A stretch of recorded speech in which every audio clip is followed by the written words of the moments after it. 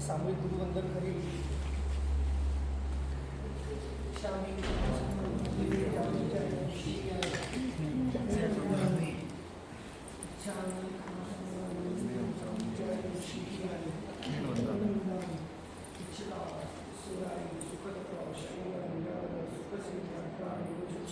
સ્વામી શાતા છે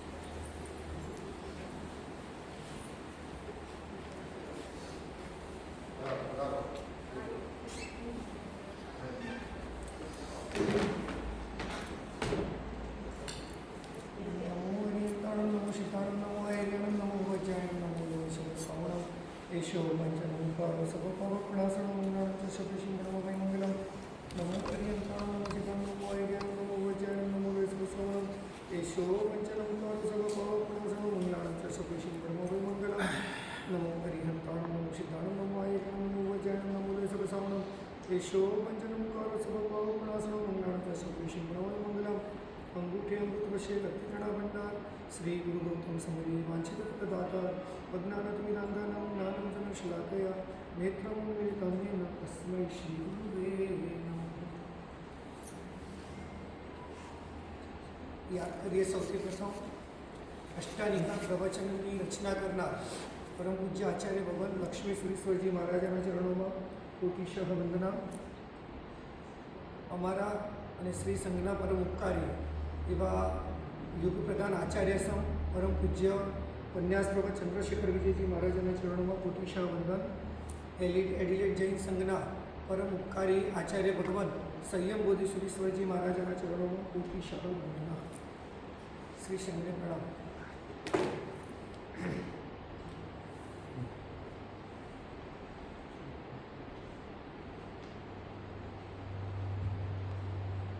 સંસારી વ્યક્તિ જે ક્રિકેટનો શોખીન હોય એ આઈપીએલ ક્યારથી ચાલુ થવાની એની રાહમાં એના દિવસો વીતતા હોય અને જે દિવસે આઈપીએલ શરૂ થાય ત્યારે એનો આનંદ ચરમ સીમા ઉપર હોય। કોઈ બાળક 1 કે 2 વર્ષ માટે પોતાની માતાથી દૂર હોય અને જ્યારે દીકરો આવવાનો હોય અને એ વખતે સમય હોય કે બસ અડધો કલાકની અંદર દીકરો આવી રહ્યો છે એ વખતે માતાનો જે આનંદ છે એ ચરમ કક્ષાનો હોય।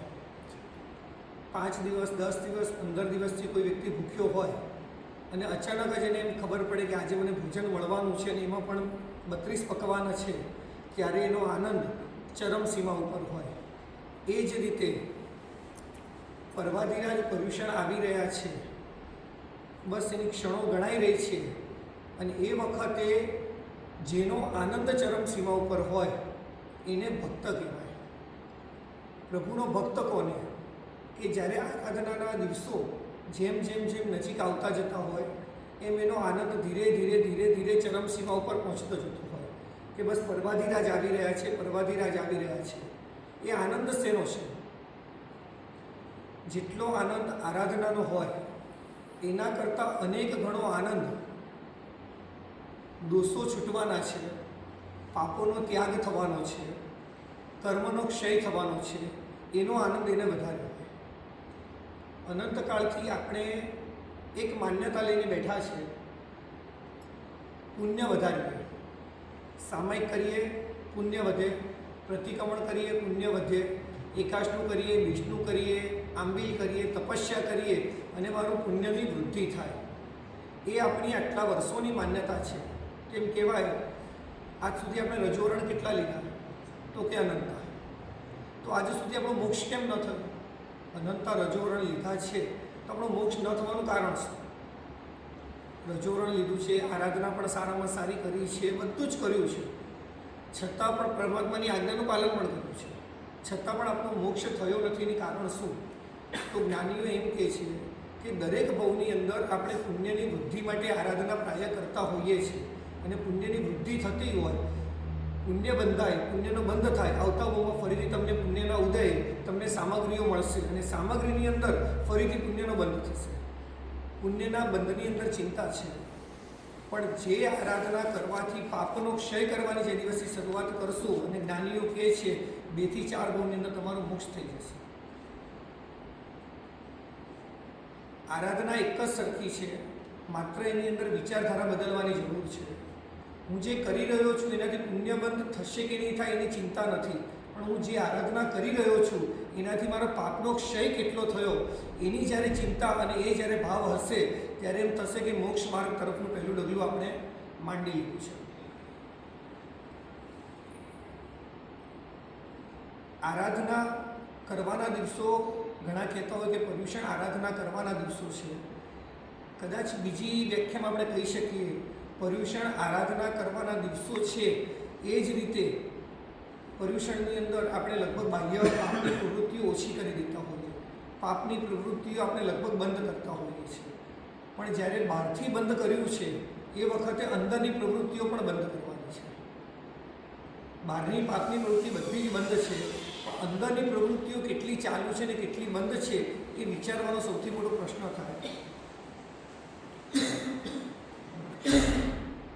શાસન મળ્યું,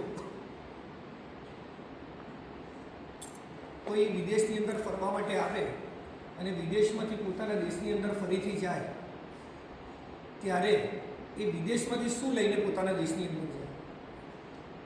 શું લઈને જાય?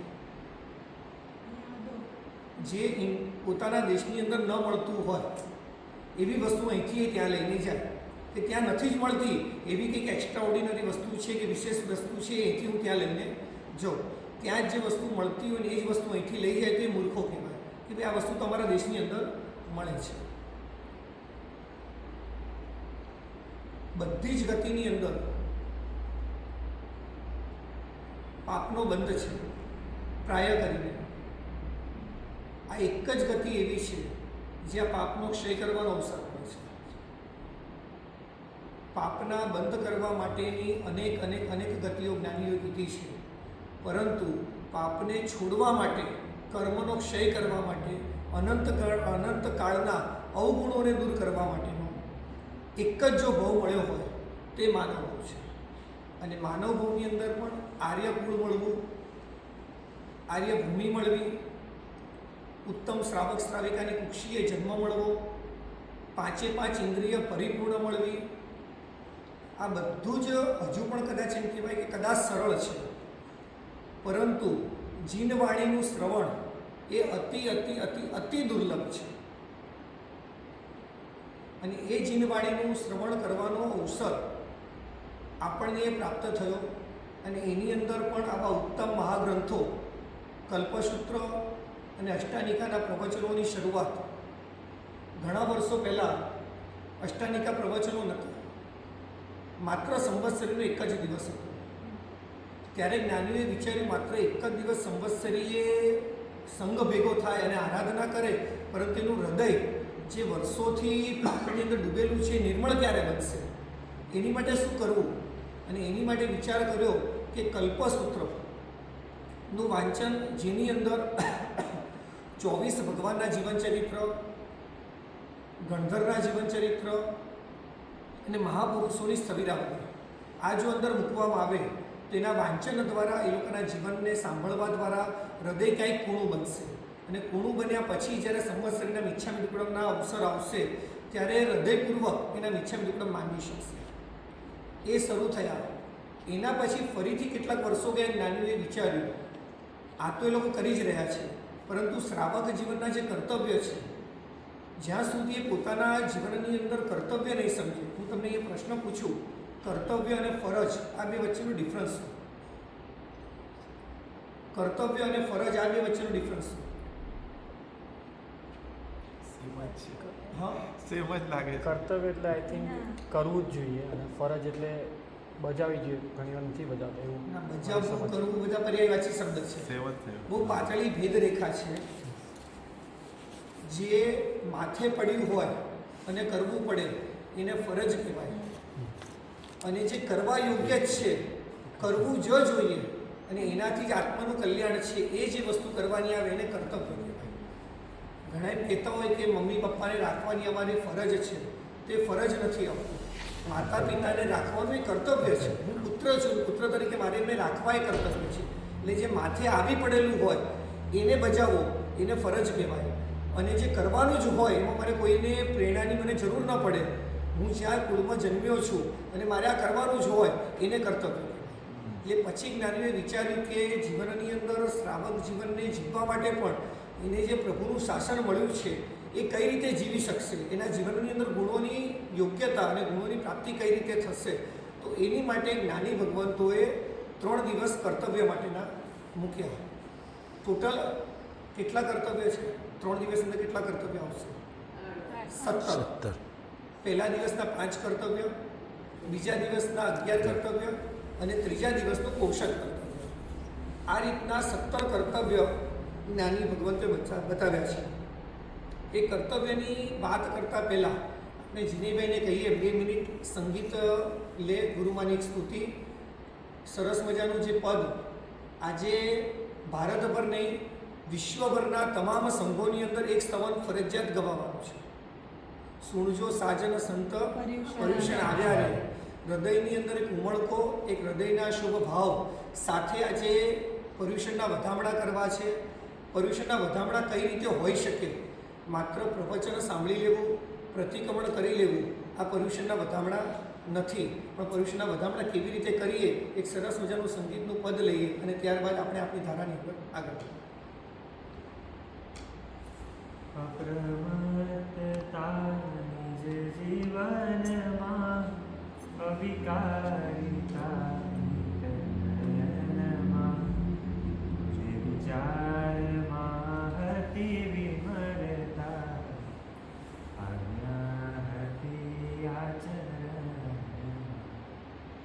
સુવિશુદ્ધ બ્રહ્મવ્રતિ સદા ટાળી મલિન કુવાસના સુવિશુદ્ધ બ્રહ્મવ્રતિ સદા ટાળી મલિન કુવાસના શુદ્ધિ સાધક ગુરુદેવના પદ કમલમાં કરું વંદના શ્રી ચંદ્રશેખર ગુરુદેવના પદ કમલમાં કરું વંદના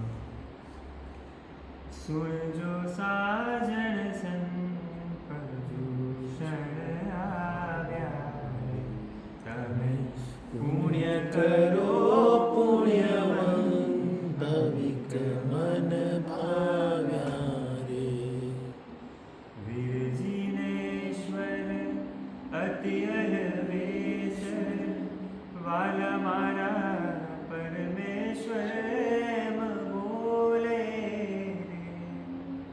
પર્વ માહે પર્યુષણ મોટા પર્વ માહે પર્યુષણ મોટા અમર આવે 10 તોલે પર્યુષણ આવ્યા રે તમે પુણ્ય કરો પુણ્યવંત ભવિક મન ભાવ્યા રે ચોપગમાં જેમ કેસરી મોટો વાલા મારા ખગમાં ગરુડ તે કહીએ રે નદીમાં હે જેમ ગંગા મોટી નગમાં મેરું લઈએ રે પર્યુષણ આવ્યા તમે પુણ્ય કરો પુણ્યવંત ભવિક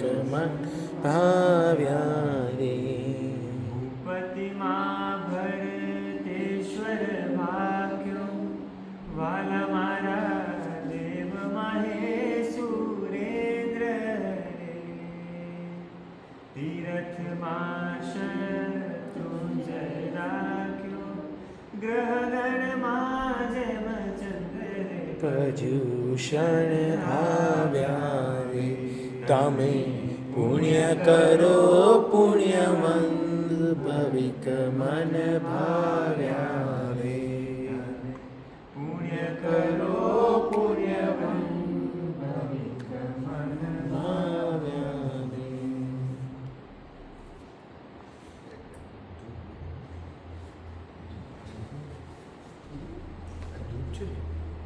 ભગવાન पीछे रख दो।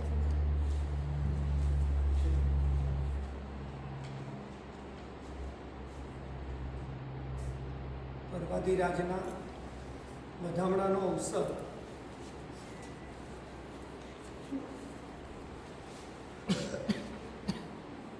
ઘરે જ્યારે જમાઈ જમવા માટે આવે ત્યારે એને ગમે તેટલા ભોજન કરાવો પણ ભાણાની અંદર થોડી મીઠાઈ ન હોય ત્યાં સુધી એનું સ્વાગત કહેવાય નહીં. લગ્નની અંદર જવું હોય, ઘરે ગમે તેટલા વસ્ત્ર પડ્યા હોય પરંતુ 2 જોડી નવા કપડાં ન લાવો ત્યાં સુધી લગ્નની તૈયારી થયેલી ન હોય એવું આપણને લાગતું હોય છે. એ જ રીતે પર્વાધિરાજના પણ વધામણા કરવા છે.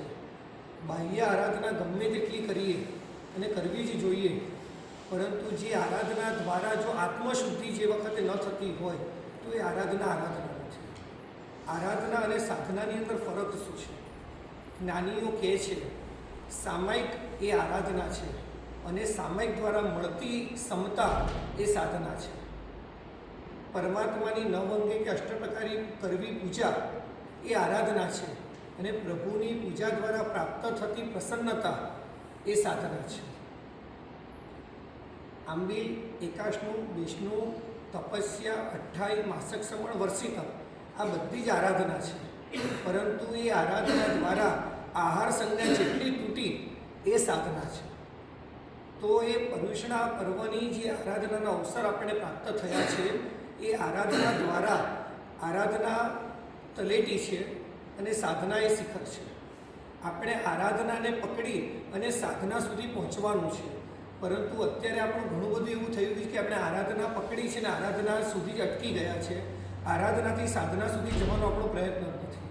તો પર્યુષણા પર્વ એ આરાધનાથી સાધના તરફ જવા માટેનું પ્રથમ મંગલ છે, પ્રથમ સ્ટેપ છે કે આપણે આરાધના દ્વારા સાધના સુધી પહોંચવું છે.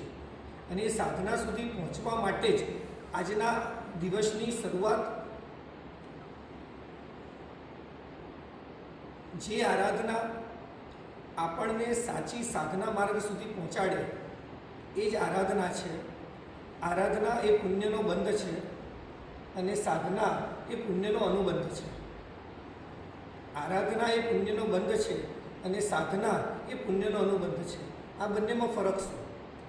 પુણ્યનો બંધ અને પુણ્યના અનુબંધની અંદર ફરક શું છે?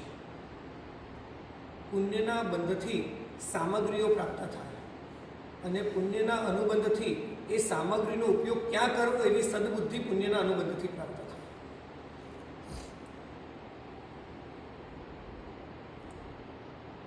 શાલિભદ્રનો પૂર્વનો ભવ સંગમ, એને સામગ્રી પણ પૂર્વ ભવની અંદર નથી મળી, ગામમાંથી લાવી અને ખીર વોરાવેલી હતી અને એણે જે ભાવ અંદર એના હૃદયની અંદર પ્રગટ્યા એના કારણે એને 2 વસ્તુ મળી. પુણ્યનો બંધ કર્યો વોરાવીને અને જે 24 કલાક સુધી જે ભાવની અંદર રમ્યો એનાથી અનુબંધ થયો. બીજા ભવની અંદર શાલિભદ્ર બન્યા. શાલિભદ્રની અંદર બધી સામગ્રી મળી શેના કારણે? પુણ્યના બંધના કારણે. અને સામગ્રી એક ક્ષણની અંદર છૂટી ગઈ એનું કારણ શું? અનુબંધ.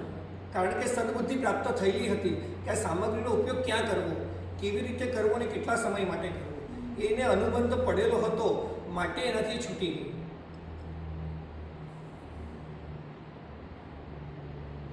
ક્યારેય પણ સામગ્રી પ્રાપ્ત થાય અને એની અંદર જ્યારે લોભાઈ જતા હોઈએ છીએ ત્યારે સમજવાનું કે માત્ર અને માત્ર પુણ્યનો બંધ કર્યો છે અને એના પુણ્યના બંધથી આવતા ભાવની અંદર ફરીથી સામગ્રી મળી જશે.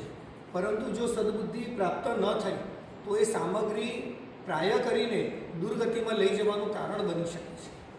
અને એ જ સામગ્રીથી દૂર થવું અને સામગ્રીની અંદર સદબુદ્ધિ કેવી રીતે પ્રાપ્ત થાય, ગુણોની પ્રાપ્તિ એ જીવનનું લક્ષ્ય છે. આ ભાવની અંદર તમને કે મને કોઈને મોક્ષ પ્રાપ્ત થવાનો નથી. તો આ ભવની અંદર આપણે મેળવવાનું છે શું? આ ભવની અંદરથી મેળવીને આપણે બધા જવું છે. પહેલી જ વસ્તુ કે આ ભવની અંદર 2 કાર્ય કરવા છે ખાસ. પહેલી વસ્તુ દોષોનો ક્ષય અને બીજા નંબરની અંદર ગુણોની પ્રાપ્તિ. આ 2 વસ્તુ હશે તો ભવની પરંપરા જે શુભ બંધાશે અને શુભ પરંપરાની અંદર આપણને એ સામગ્રી દ્વારા સામગ્રી હશે અને એ વખતે સદબુદ્ધિની પ્રાપ્તિ આ બંને એક સાથે આપણને થઈ શકશે. માટે આજથી આપણે શરૂ કરીએ કર્તવ્ય. પહેલું કર્તવ્ય આપણને બતાવવામાં આવ્યું છે અમારી પ્રવર્તન. શ્રાવક જીવનના જે 5 વ્રત બતાવ્યા છે એમાં પણ સૌથી પહેલું અહિંસાનું વ્રત બતાવ્યું છે. સાધુ જીવનના 5 મહાવ્રતો બતાવ્યા છે એની અંદર પણ પહેલું અહિંસા વ્રત બતાવવામાં આવ્યું. શ્રાવકને કરવા યોગ્ય કર્તવ્ય એની અંદર પણ સૌથી પહેલું કર્તવ્ય બતાવવામાં આવ્યું છે અમારી પ્રવર્તન. એક પ્રશ્ન પૂછું, આપણે જીવ હિંસા તો ન જ કરીએ અને જાણી જોઈને તો ન જ કરીએ. બીજો પ્રશ્ન કરું, જીવ હિંસા કેટલી કરીએ છીએ? જીવ હિંસા નથી જ કરતા. પ્રાય કરીને શક્ય હોય જાણી જોઈને આપણે કોઈ પાપ કરીએ એમાં છીએ નહીં, કારણ કે શ્રાવક કુળની અંદર જન્મ્યા છે. જીવ હિંસા ન જ કરીએ. જીવ હિંસા કેટલી કરીએ? મારા પગની નીચે કીડી આવીને મરી ન જાય એનું આપણે ખૂબ ધ્યાન રાખીએ છીએ, પણ મારા એક શબ્દ દ્વારા સામેવાળાના હૃદયની હિંસા ન થાય એનું ધ્યાન આપણે કેટલું રાખીએ છીએ? એની ચિંતા કરીએ ખરા? નથી. આપણે કઈ હિંસાને પ્રાધાન્ય આપ્યું છે? આપણે માત્ર બાહ્ય હિંસાને પ્રાધાન્ય આપ્યું કે આ હિંસા તો ન જ કરાય, આવું પાપ તો ન જ કરાય. એક કીડી મરી જાય અને આપણે પ્રાયશ્ચિત લઈએ. આપણા ઘરે કદાચ એવું બને કે ઈંડું આવી ગયું, કબૂતરે ઈંડું મૂક્યું અને કદાચ કોઈ કાર્ય કરતા, ઘરની સાફ સફાઈ કરતા એક ઈંડું પડી ગયું, આંખમાં આંસુ આવી જાય. આપણે આપણા ગુરુ ભગવંતને પૂછાવી અને એનું પ્રાયશ્ચિત તરત લઈ લઈએ છીએ. પણ હું કાંઈક શબ્દ બોલ્યો અને જેના કારણે સામેવાળાના હૃદયને ઠેસ પહોંચીને એની આંખમાં આંસુ આવી ગયા, એનું હૃદય તૂટી ગયું, એનું આપણે પ્રાયશ્ચિત કેટલી વાર લીધું? એક પણ વાર પ્રાયશ્ચિત આપણે કેમ? આપણે હિંસા કોને માનીએ છીએ?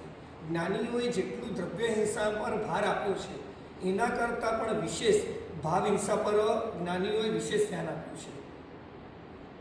કારણ કે જીવ હિંસા પગથી થાય છે અને એના પ્રાયશ્ચિત આપણને થાય છે, હૃદયની અંદર દુઃખ પણ થાય છે, કારણ કે આપણે એને પાપ સમજીએ છીએ. પરંતુ ભાવ હિંસાને આપણે હિંસા સમજતા જ નથી. ભાવ હિંસા થાય કંઈ વાંધો નથી, કોઈના હૃદયને ઠેસ પહોંચીએ અને આપણે એની ક્ષમાપણા નથી માંગતા. કદાચ વગર કારણે આપણે જુઠ્ઠું બોલી દઈએ અને પેલાને દુઃખ થયું એનું પ્રાયશ્ચિત આપણે નથી માંગતા. ક્રોધની અંદર બોલાઈ ગયેલા શબ્દો સામેવાળાને કેટલું નુકસાન કર્યું હશે એ આપણે એના પ્રાયશ્ચિત નથી માંગતા. તો આ હિંસાને જ્ઞાનીઓ ક્ષમ્ય ગણે છે ખરા?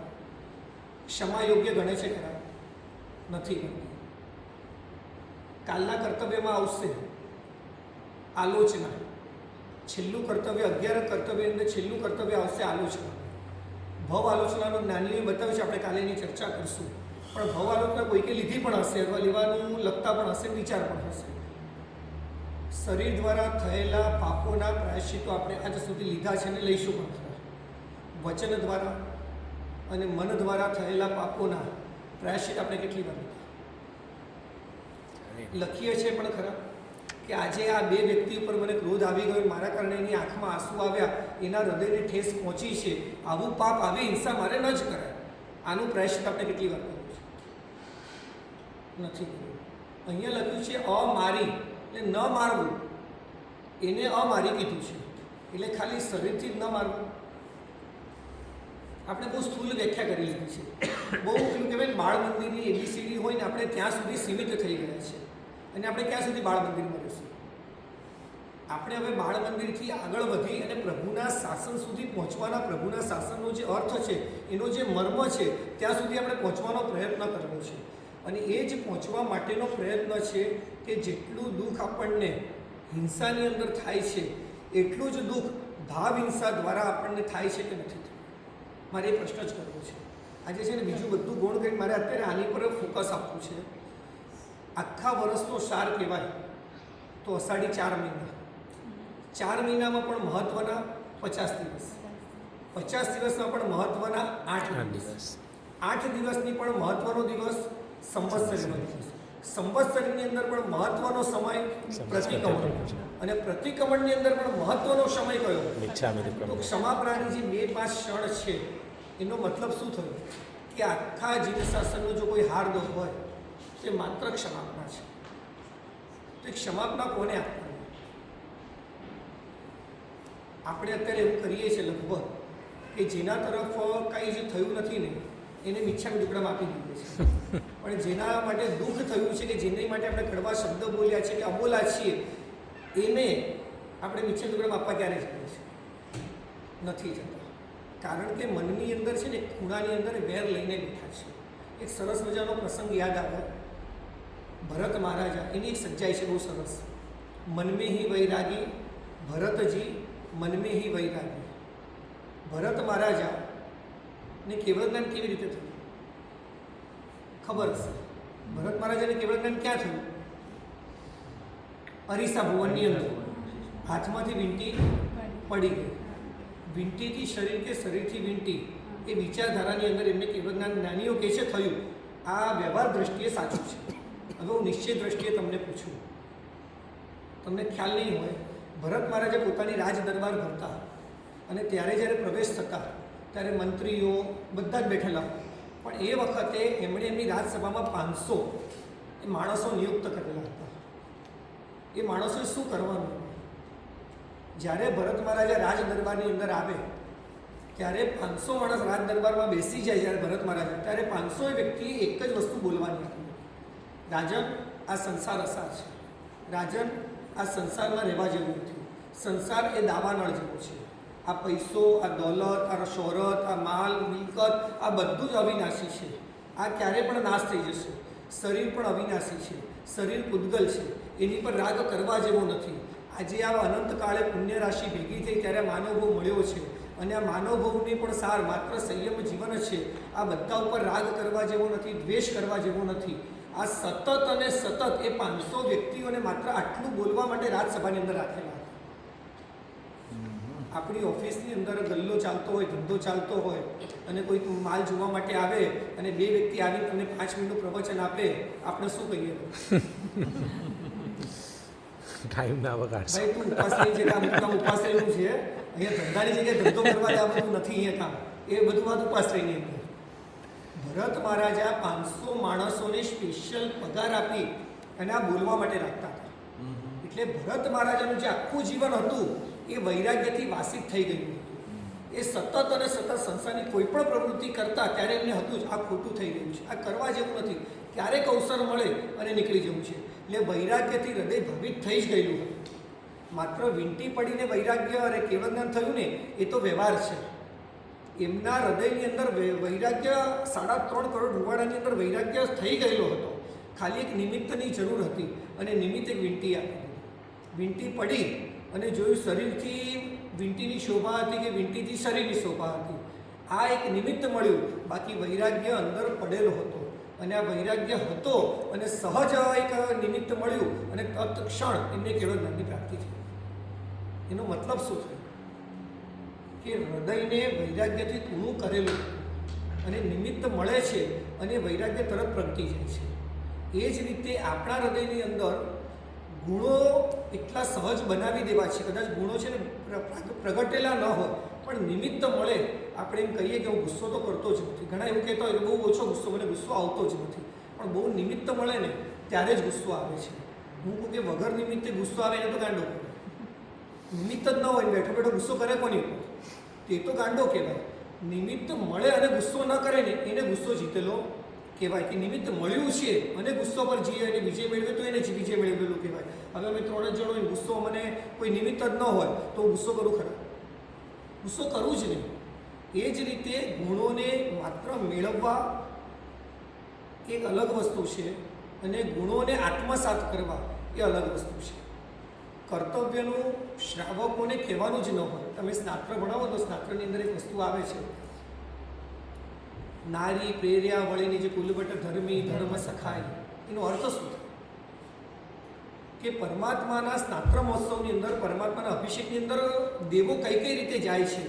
તો પહેલો શબ્દ લખ્યો છે કે નારી પ્રેરી, એટલે પત્ની પ્રેરણા કરે કે ભાઈ જાઓ, ભગવાનનો જન્મ થયો છે, ભગવાનનો મહોત્સવ થઈ રહ્યો છે, તમે જાઓ. ધક્કો મારી, લગભગ બધા ઘરોમાં આવું હોય કે નારી પ્રેર્યા, પત્નીઓ ધક્કા મારતી હોય એટલે પતિઓ જતા હોય છે. એટલે નારી પ્રેર્યા એટલે ઘણા એ રીતે જતા હોય છે. વળી નિજ કુલવટ, મારા કુળનો આચાર છે, મારે જવું જ જોઈએ. આ બીજા નંબરનું. આપણે ત્રીજા નંબરમાં આવવાનું છે ધર્મી ધર્મ સખાઈ. ધર્મીને કહેવું જ ન પડે, એને ધર્મ જોડે એવી સખાઈ હોય કે ધર્મ આવે ને સહજ અંદરથી પ્રગટે કે ચલો પર્યુષણ આવે, મારે તો આ કરવાનું છે, મને એમાં કોઈની પ્રેરણાની મને જરૂર જ ન પડે. એટલે એમાં લખ્યું છે ધર્મી ધર્મ સખાઈ. સખાઈ એટલે મિત્રતા, સખા કહીએ સખા એટલે મિત્રતા. ધર્મી ધર્મ સખાઈ એટલે એની મિત્રતા જેવી હોય કે ધર્મ આવે ને સહજ એને કોઈની પ્રેરણાની જરૂર ન પડતી હોય. એમ જ્યારે કર્તવ્ય આવે ત્યારે એને અમારી પ્રવર્તન તો એક વસ્તુ સમજી લો, ખાલી તમને અત્યારે છે ને સમજાવવામાં આવે છે, પરંતુ એનું આચરણ ખાલી પર્યુષણ પૂરતું નથી કરવાનું. અત્યારે તમારો મોબાઈલ ચાર્જ કરવામાં આવે છે અને મોબાઈલ તમારે 352 દિવસ ચલાવવાનો છે. 8 દિવસ તમને માત્ર ચાર્જિંગ થઈ ગયું છે. આપણે તો શું સમજ્યા છે ખબર છે કે 8 દિવસ પાપ ન કરે, બાકી પાપ કરવાની છૂટ છે, 8 દિવસ પાપ ન કરે. અને આપણા તો ચોમાસું કેટલા મહિનાના થઈ ગયા હવે? 1.5 મહિના. 1.5 મહિના પછી છૂટા. એટલે છે ને ઘણી વાર હું કહેતો ચોમાસું પૂરું કે પડી આજનું શકે. સાંજનું પ્રતિક્રમણ પતે અને આપણે 10 મનના બોલીએ, 10 મનના 10 વચનના બોલીએ અને જય બોલીએ, છેલ્લે પતે એટલે આદિશ્વરોગાની જૈનમ જયતી શાસનમ બોલીએ, ત્યારનો આનંદ. અને સંવત્સરીના દિવસે 10 મનના બોલીએ ત્યારે પ્રભુની જય બોલાવીએ, ત્યારના આનંદનો ફરક ખરો કે નહીં? ખરો. પાંચમનું સવારનું બેસ્ટ આવું પ્રતિક્રમણ એમાં નહીં, એ પ્રતિક્રમણ હોય જ્યારે સંવત્સરીનો પ્રતિક્રમણ સાંજનું પતે ત્યારનો આનંદ કેવો હોય? ટોપ એકદમ ટોપ ઓફ ધ વર્લ્ડ. કહેતો હોઉં કે પ્રતિક્રમણ પૂરું થતાં જેને હાશકારો થાય સમજી લેવાનું એનું બધું નિષ્ફળ છે. હાશકારો થાય એનું નિષ્ફળ છે. હાશકારો ન થવો જોઈએ. એને એમ થવું જોઈએ કે પ્રભુ આરાધનાના દિવસો હતા, આજે આરાધના પૂરી થઈ રહી છે, આવતીકાલથી ફરીથી એ પાપની અંદર ડૂબી જઈશ. આવતીકાલથી ફરી એ સચિતના પાપો, આવતીકાલથી ફરીથી કાચા પાણીના પાપો, આવતીકાલથી પાછા મોબાઈલના પાપો, આવતીકાલથી પાછા મોબાઈલના પાપો, જુઠ્ઠું બોલવાના પાપો, હિંસાના પાપો, આવતીકાલથી બધા જ પાપોની શરૂઆત થશે. તો શ્રાવકના હૃદયની અંદર સાંજનું પ્રતિક્રમણ સંવત્સરનું પતે ને એની આંખમાં આંસુ, અને જેની આંખમાં આંસુ હોય ને એ જ મને લાગે કે સાચો ભક્ત છે. પથ્થરની અંદર જેને મૂર્તિની અંદર જેને માત્ર પથ્થરના દર્શન થાય એને નાસ્તિક કહેવાય.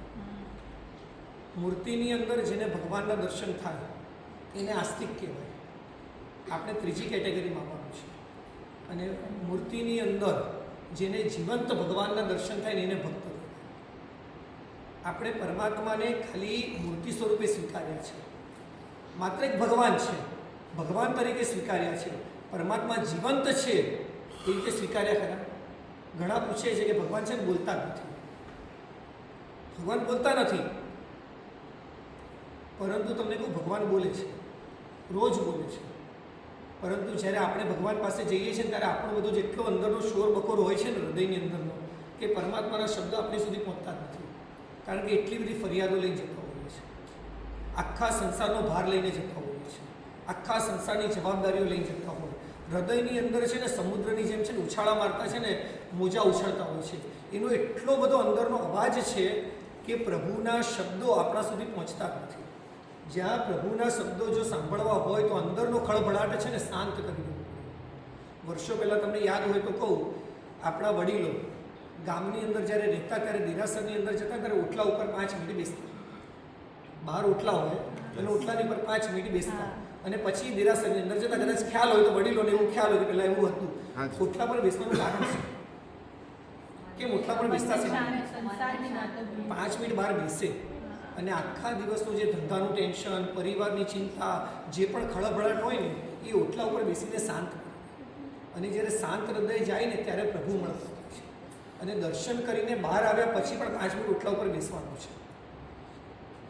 બહાર આવ્યા પછી ઓટલા પર બેસવાનું છે. જતી વખતે તો મનને શાંત કર્યું, ઓટલા ઉપર બેઠા.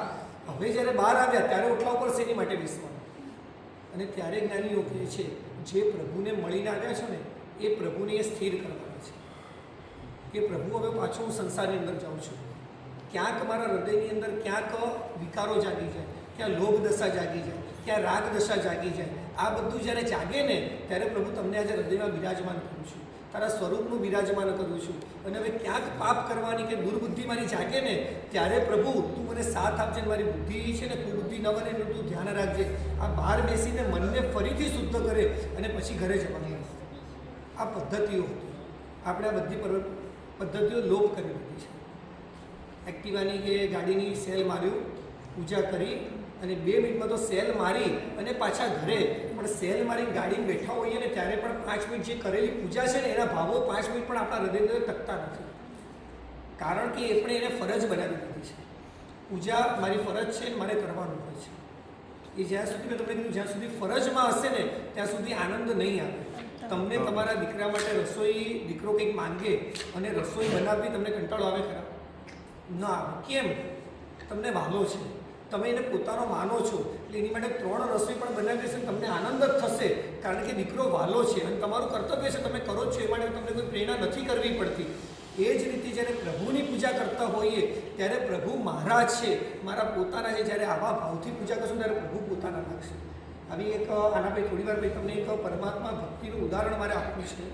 ત્યારે એમ લાગે શું પ્રભુ, તમને કહું આજથી 20 દિવસ પહેલાં રાજસ્થાનના એક ગામની અંદર જવાનું થયું. એક ભાઈના ઘરે હું તમને કહું પ્રભુ એક મૂર્તિ સ્વરૂપે આપણે સ્વીકાર્યા છે, પણ પ્રભુને જ્યારે પ્રભુ તરીકે સ્વીકારે ત્યારે મને લાગે ભક્તિ આ લેવલની હોવી જોઈએ. એમનો કબાટ ખોલવા માંગ્યો. સહજ પૂછવાનું મન થયું કે કબાટની અંદર 60 થી 70 સાડીઓ લટકેલી છે. આટલી બધી સાડી શેની માટે તમારા કબાટની અંદર? ત્યારે એ ભાઈ બોલ્યા કે આ બધી પૂજાની જોડ છે. હું 60 થી 70 તો કે એક પૂજાની જોડ 2 દિવસથી વધારે પહેરવાની નહીં, 3જા દિવસે કોઈકને આપી દીધું. એનું કારણ તો કે એકને એક કપડાં આપણે કેટલી વાર પહેર્યા.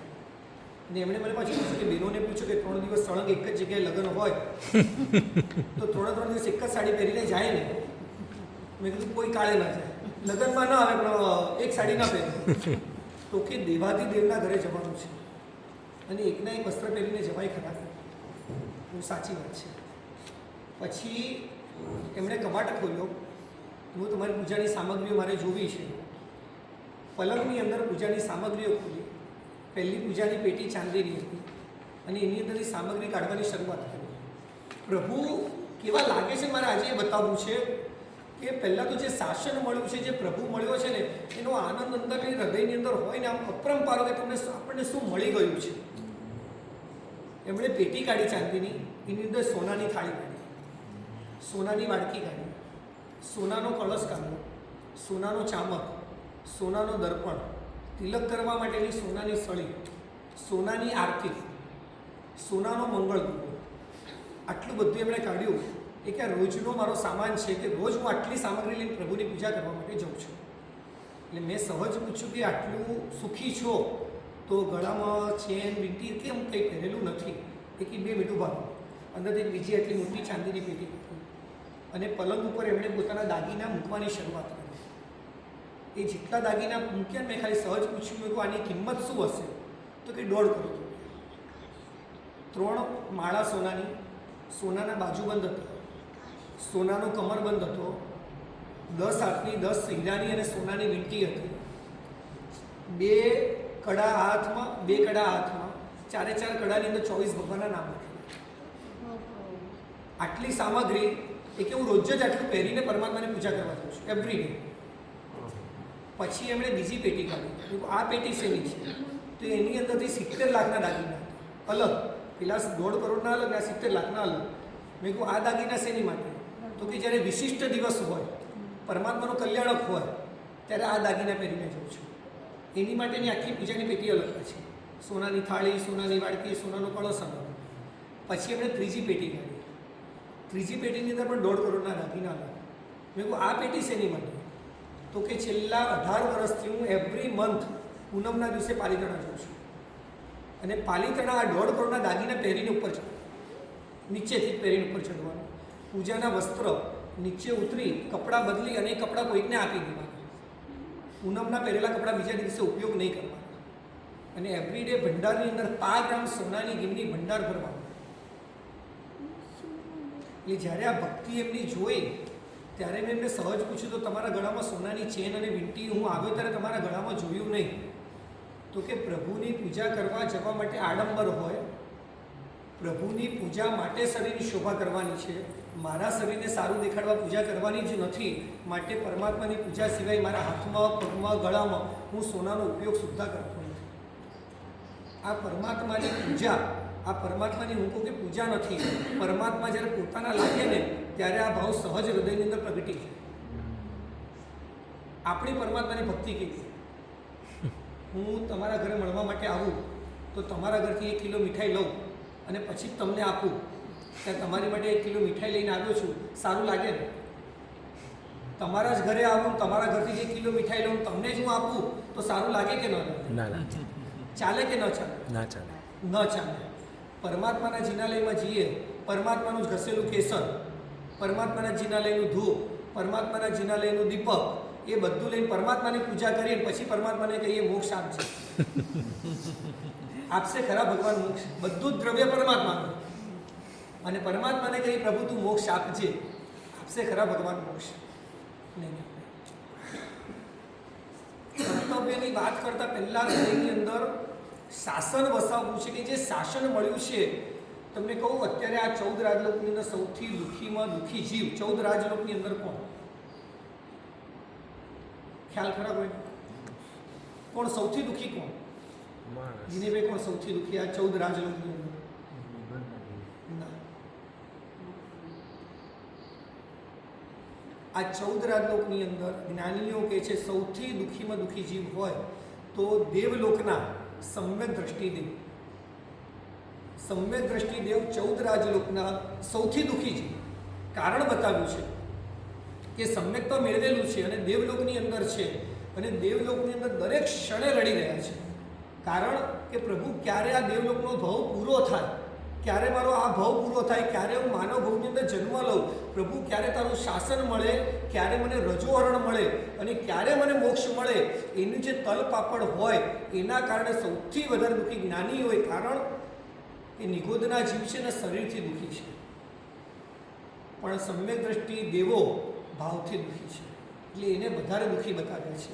કે સૌથી વધારે દુઃખી કોણ? તો સમ્યક દ્રષ્ટિ દેવો દુઃખી બતાવ્યા છે. કારણ કે એમને જે મેળવવું છે, પ્રભુ આ દેવલોકના ભવના સુખો નથી ગમતા, આ ભવ નથી ગમતો, એની દેવીઓ નથી ગમતી, એના સુખ, સાધનો, હીરા, મોતી, માણેક, અહીંયાનું કાંઈ જ ગમતું નથી. મારે શું જોઈએ છે?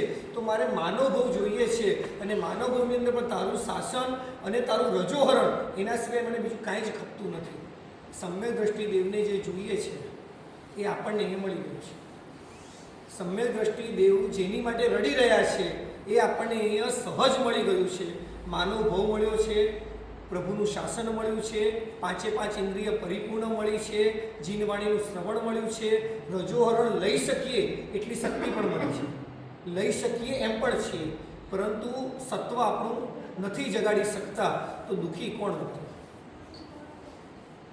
અને જે આપણને સહજ મળી ગયું, વિચારો કે જે શાસન આપણને મળી ગયું છે, જે શાસનને મેળવવા માટે અનંતા જીવો રડી રહ્યા છે કે પ્રભુ તારું શાસન ક્યારે મળે.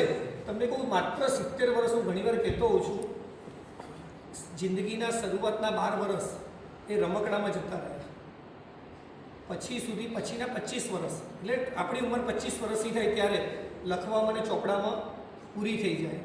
25 વર્ષથી 40 વર્ષની ઉંમર નોટો ભેગી કરવામાં જતી હોય, 40 વર્ષથી 60 વર્ષ નોટોને સેટ અને પરિવારને સેટ કરવામાં જાય, 60 થી 75 વર્ષ શરીરને સાચવવા માટે જાય, શરીરને સાચવો, બધું સાચવું.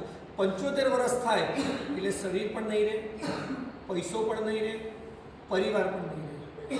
હું કહું કે આ 75 વર્ષમાં આપણે આપણી માટે ક્યારે જીવ્યા?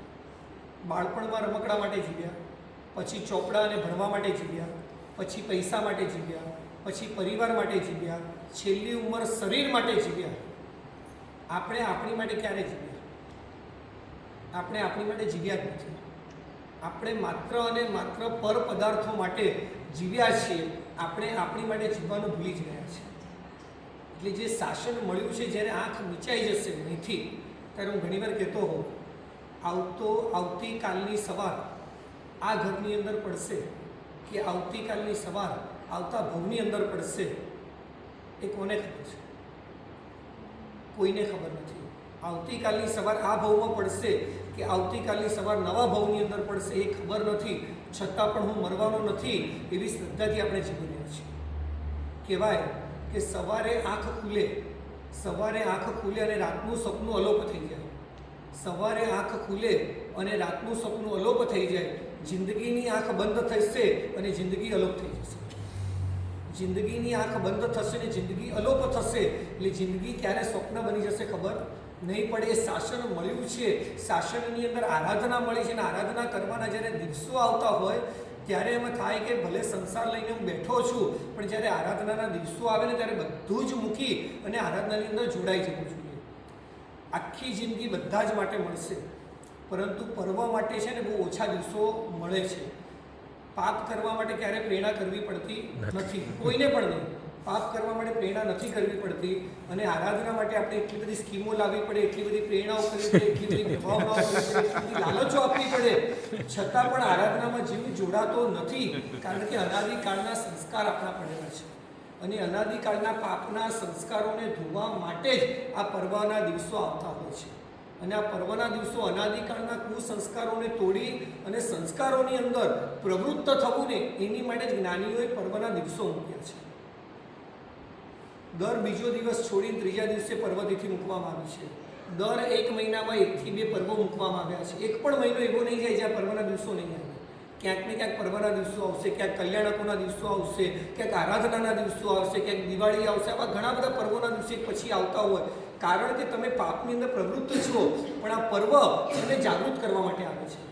ભાઈ પર્વ આવ્યા છે, ભાઈ તારા જે પાપની પ્રવૃત્તિને વિરામ આપ અને તું પુણ્યની પ્રવૃત્તિની અંદર પાપ ક્ષયની અંદર પ્રવૃત્તિની અંદર પ્રવૃત્ત થાય. એટલે વૃત્તિ અને પ્રવૃત્તિ શું છે આપણે અવસરે ફરીથી જોશું પણ આજે મારે ખાસ વાત કરવી છે અમારી પ્રવર્તન. જીવનની અંદર હિંસા સૌથી મોટામાં મોટું પાપ છે. જ્ઞાનીઓએ બધી જગ્યાએ મૂક્યું છે. મન વચન કાયાએ કરી મિચ્છામિ દુક્કડમ. કાયાએ વચન ને મન કરી મિચ્છામિ દુક્કડમ ન મૂકવામાં આવે. વચન મન કાયાએ કરી મિચ્છામિ દુક્કડમ ન મૂકવામાં આવે. મન વચન કાયાએ કરીને મિચ્છામિ દુક્કડમ કેમ મૂકવામાં આવે? કારણ શું? હા, પાપ કરવાની શરૂઆત મનથી થાય છે. શરૂઆત તો થાય છે પણ સૌથી વધુ પાપ જ મનથી થાય છે. જે પાપ મનથી થાય, હું તમને કહું, હું જે પાપ કાયાથી કરી શકું, મનથી કરી શકું, એ કાયાથી કરી શકું ખરું? શક્ય નથી. બધું જ શક્ય નથી કે હું મનથી જે પાપ કરી શકું કાયાથી નથી કરી શકવાનું. એ કાયાની છે ને ક્ષમતા આવી જાય, લિમિટ આવી જાય, એ કાયાથી નથી કરી શકતો. પછી વચનથી પાપ મારે કરવું હોય પણ ઘણી બધી પબ્લિક એવી બેઠી હોય, માહોલ એવો હોય કે વચનથી હું બોલી પણ ન શકતો હોય, એટલે વચનના પાપો પણ સીમિત થઈ જાય. પણ મારા મનના પાપો છે એ કોઈ જોવા આવવાનું છે નથી. એટલે એમ કહેવાય કે મનના પાપો છે ને વિરાટ આકાશ જેવા છે. વિરાટ આકાશ જેવા. એ પાપોની કોઈ લિમિટ જ નથી, એની કોઈ સીમા પણ નથી. કુમારપાળ મહારાજાએ ને નિયમ હતો, મનથી પાપ થાય તો ઉપવાસ કરવાનો, વચનથી પાપ થાય એકાષ્ટ કરવાનું, મિચ્છામિ દુક્કડમ આંબિલ કરવાનું, અને કાયાથી પાપ થાય તો એકાષ્ટ કરવાનું. એટલે મનથી પાપ થાય તો ઉપવાસ કરવાનો. આપણને એમ લાગે તો પછી આપણે તો જિંદગીભર માટે લઘુ ઉપવાસ આવે છે. સળંગ કન્ટિન્યુ મનના પાપો એટલે મનને કેટલું સીમિત કરવું પડે. એટલે માત્ર તમને કીધું ને સ્ટાર્ટિંગમાં કે આ પર્યુષણ માત્ર શરીરથી પાપને અટકાવવા માટે નથી, વચનથી અને પાપોના મનના પાપોને પણ સીમિત કરી દેવા, મનના પાપોને પણ વિરામ આપી દેવાનો અવસર એટલે આ પર્યુષણ છે. એટલે જ્યારે પણ નાની હિંસા આપણે ઘાસ ઉપર પગ ન મૂકીએ, મૂકવો પડતો હોય છે, એનું પાપ જ્ઞાનીઓ શું બતાવ્યું? એક ગર્ભવતી સ્ત્રી 9મો મહિનો એને ચાલતો હોય અને એની ઉપર હાથી પોતાનો એક પગ મૂકે એના પેટ ઉપર, અને ત્યારે ગર્ભવતીને જે દુઃખ થાય એટલું જ દુઃખ એક પગ ઘાસ ઉપર મૂકવાથી થાય. આ ભયંકર પાપ જ્ઞાનીઓએ બતાવ્યું છે કે આ એક કરેલું નાનું પણ પાપ તમને ક્યાં સુધી લઈ જતું હોય છે. એમ હિંસાના પાપ જ્યાં માત્ર અને માત્ર 24 કલાક શ્રેણિક મહારાજા કાલ સૌરિક શ્રેણિક મહારાજે પ્રભુને પૂછે છે કે પ્રભુ મારી તો નરક થવાની છે, પ્રભુ ભાઈ નરક તોડવા માટે શું કરવાનું? પ્રભુએ 3 ઉપાય બતાવ્યા. એમાં એક ઉપાય પરમાત્મા એવો બતાવ્યો કે કાલ સૌરિક કસાય છે, એ રોજના 500 પાડાને મારે છે. તું એક દિવસ માટે એને 500 પાડાના પાપથી છોડાવી દે, તારી નરક અટકી જશે. સૈનિક મહારાજે એને કીધું પણ અટક્યો નહીં. તો હવે શું કરવું? તો હવે એને એક ઊંડા કૂવાની અંદર ઉતારી દીધો કે કૂવાની અંદર તેને પાડા મળશે નહીં, એટલે હિંસા નહીં કરે. પાડા એ નીચે ઉતાર્યો. પછી એણે પ્રભુને પૂછ્યું, પ્રભુ એને 24 કલાક માટે મેં એને કૂવામાં ઉતારી દીધેલો, તો મારો નરક અટકી ગઈ કે નહીં? પ્રભુ કે ના, નથી અટકી. એણે 500 પાડા માર્યા છે. કઈ રીતે માર્યા છે? અને પ્રભુએ કીધું કે એને ચોકથી કૂવાની અંદર 500 પાડા દોરેલા અને 500 પાડાના મારી અને એને 500 પાડા મારવાનું પાપ કરેલું છે. આ કયું પાપ થયું? મનથી કરેલું પાપ. ઘણા એમ કહેતા હોય છે કે હું બ્રેડ નથી ખાતો. તો ઘરના બનાવેલા બ્રેડ આપણે ખાતા હોઈએ ઘણી બધી વાર, કે ઘરે બનાવેલા છે અને સહજ આપણા મોઢામાંથી શબ્દ નીકળે સેમ બહાર જેવા લાગે છે. બરાબર, સેમ બહાર જેવા લાગે છે એટલે સમજી લેવાનું ઘરે બનાવેલા બ્રેડ નિર્દોષ છે, શુદ્ધ છે, ચોખ્ખા છે. કોઈ પણ એમાં પાપ થયું નથી, પરંતુ આપણને એ વખતે પાપ એટલું જ લાગે છે. કુમારપાળ મહારાજા માંસાહારી હતા. પ્રભુ મળ્યા પછી પાપ ઓછા થયા અને એ વખતે એક વખત એમણે પ્રભુને પૂછ્યું કે પ્રભુ, હું પહેલાં માંસ બહુ ખાતો હતો, પણ મને અત્યારે છે ને મલાઈ ઘેવર બહુ ભાવે છે. ઘેવર અને ઘેવરની ઉપર મલાઈ નાખી દીધી મને ખૂબ ભાવે છે, પણ કે પ્રભુ હું જ્યારે ખાઉં છું ને ત્યારે મને એનો રૂપ જોઈ અને માંસ જેવું લાગે છે. ક્રીમ કલરની મલાઈ હોય, મને માંસ જેવું લાગે છે. તો પ્રભુએ મારે ખવાય કે ન ખવાય? અને એ વખતે પ્રભુએ કીધું કે તું માંસ ખાય એટલું જ પાપ તને ઘેવર ખાવામાં લાગે છે. કારણ કે તારા મનની અંદર શું વિચાર છે કે મને હું માંસ ખાઉં છું ને એના જેવું મને લાગી રહ્યું છે. ઘણા છે બટેકા પહેલાં ખાતા હતા, હવે છોડી દીધા, હવે કેળાની ભાજી બનાવી અને છતાં શું કે ખબર છે, ખાતો તો પેલા બટેકાની એના જેવી એ જ ભાજી જેવો ટેસ્ટ આવે છે, એના જેવો ટેસ્ટ આવે છે. તમે ભલે કેળાની ભાજી ખાઈ રહ્યા છો, પણ પાપ બટેકાનું આપણને લાગી રહ્યું છે. આ બધા છે ને મનના પાપો છે. મનના પાપોની કોઈ સીમા નથી, કોઈ જોઈ શકવાનું નથી. એટલે જ્યારે પણ જે પાપો આપણે કરી રહ્યા છે ને, ત્યારે હું કદાચ કહું કે કરતી વખતે પહેલાં વિચાર કરો કે મારો અધ્યવસાય, મારા વિચારો ક્યાં જઈ રહ્યા છે. આજે કદાચ અમે અહીંયા પર્યુષણ કરાવવા માટે આવ્યા, અમને એક લક્ષ્ય હતું કે અમે સંઘની આરાધના કરવા માટે જઈ રહ્યા છીએ. જો મનના ખૂણાની અંદર બીજો વિચાર આવે કે ચલો પર્યુષણની સાથે સાથે અમને ફરવાની પણ મજા આવી જશે, તો સમજી લેજો અમે 101% પાપનો બંધ કરી રહ્યા છીએ. અમને પુણ્યનો બંધ નથી જ થવાનું. કારણ શું છે? કારણ કે લક્ષ્ય બદલાઈ ગયું. જ્યાં લક્ષ્ય જ બદલાઈ જતું હોય છે, મનના ભાવો જ જ્યારે બદલાઈ જતા હોય છે, તો એ પાપ ભયંકર પાપ જ છે. આજે વરસાદ પડતો હોય, સુરતની શહેર હોય, વરસાદ પડતો હોય, રવિવારના સવારે 8 વાગેલા હોય, ફ્રેન્ડો બધા ભેગા થયેલા હોય, એટલે સૌથી પહેલાં ગાડી ચાલુ થાય અને એ ગાડી જાય ડુમસ ટામેટાના ભજીયા ખાવા માટે. ટામેટાના ભજીયા કે વરસાદની સિઝન છે, ફ્રેન્ડો છે, રવિવાર છે, વરસાદનો માહોલ સરસ છે, તમે ત્યાં જઈ રહ્યા છો. એ વખતે આપણે વિચારતા નથી કે હું માત્ર ભજીયા ખાવા નથી જઈ રહ્યો. 4 વ્હીલ છે, 4 વ્હીલની નીચે અપકાઈના અનંતા જીવો છે. વરસાદ પડી રહ્યો છે, અળગળ પાણી છે, નીચે એકેન્દ્રિયથી માંડીને કદાચ પંચેન્દ્રિય સુધીના જીવો હશે. મારી જીભની એક લાલસા માટે, એક જીભની લાલસા માટે કેટલું પાપ? 10-15 કિલોમીટર સુધીનું પાપ. 7મી નરકનું આયુષ્ય કેટલું? 33 સાગરો. જ્ઞાનીઓએ 33 સાગરો પંપને પલ્યોપંપમાં ડિવાઈડ કરી દીધા. પલ્યોપંપની અંદર ડિવાઈડ કરીએ. પલ્યોપંપ પણ બહુ હાઈ લેવલ છે. કોઈક વાર આપણે એવો વિષય લઈશું ત્યારે પલ્યોપંપ સમજાવશું કે વોટ ઇઝ મિનિંગ ઓફ પલ્યોપંપ. પણ સાગરો પંપને પલ્યોપંપમાં ડિવાઈડ કર્યા. છેલ્લા ચક્રવર્તી કોણ થયા? શુભમ ચક્રવર્તી. એ ક્યાં ગયા? 7મી નરક. 7મી નરકનું આયુષ્ય કેટલું એમનું? અરે એ જે નરકની અંદર ગયા, 7મી નરકનું આયુષ્ય 700, વિક્ષેપ દીકરો, એમનું સંસારનું આયુષ્ય હતું 700 વર્ષનું અને 7મી નરકમાં 33 સાગરોપંપમાં થઈ ગયા. તો જ્ઞાનીઓએ 700 વર્ષને સેકન્ડમાં કન્વર્ટ કરી નાખ્યા અને સાગરોપંપને પલ્યોપંપમાં કન્વર્ટ કર્યા. આ બાજુ સંસારની 1 સેકન્ડ, નરકની કેટલી પલ્યોપમ?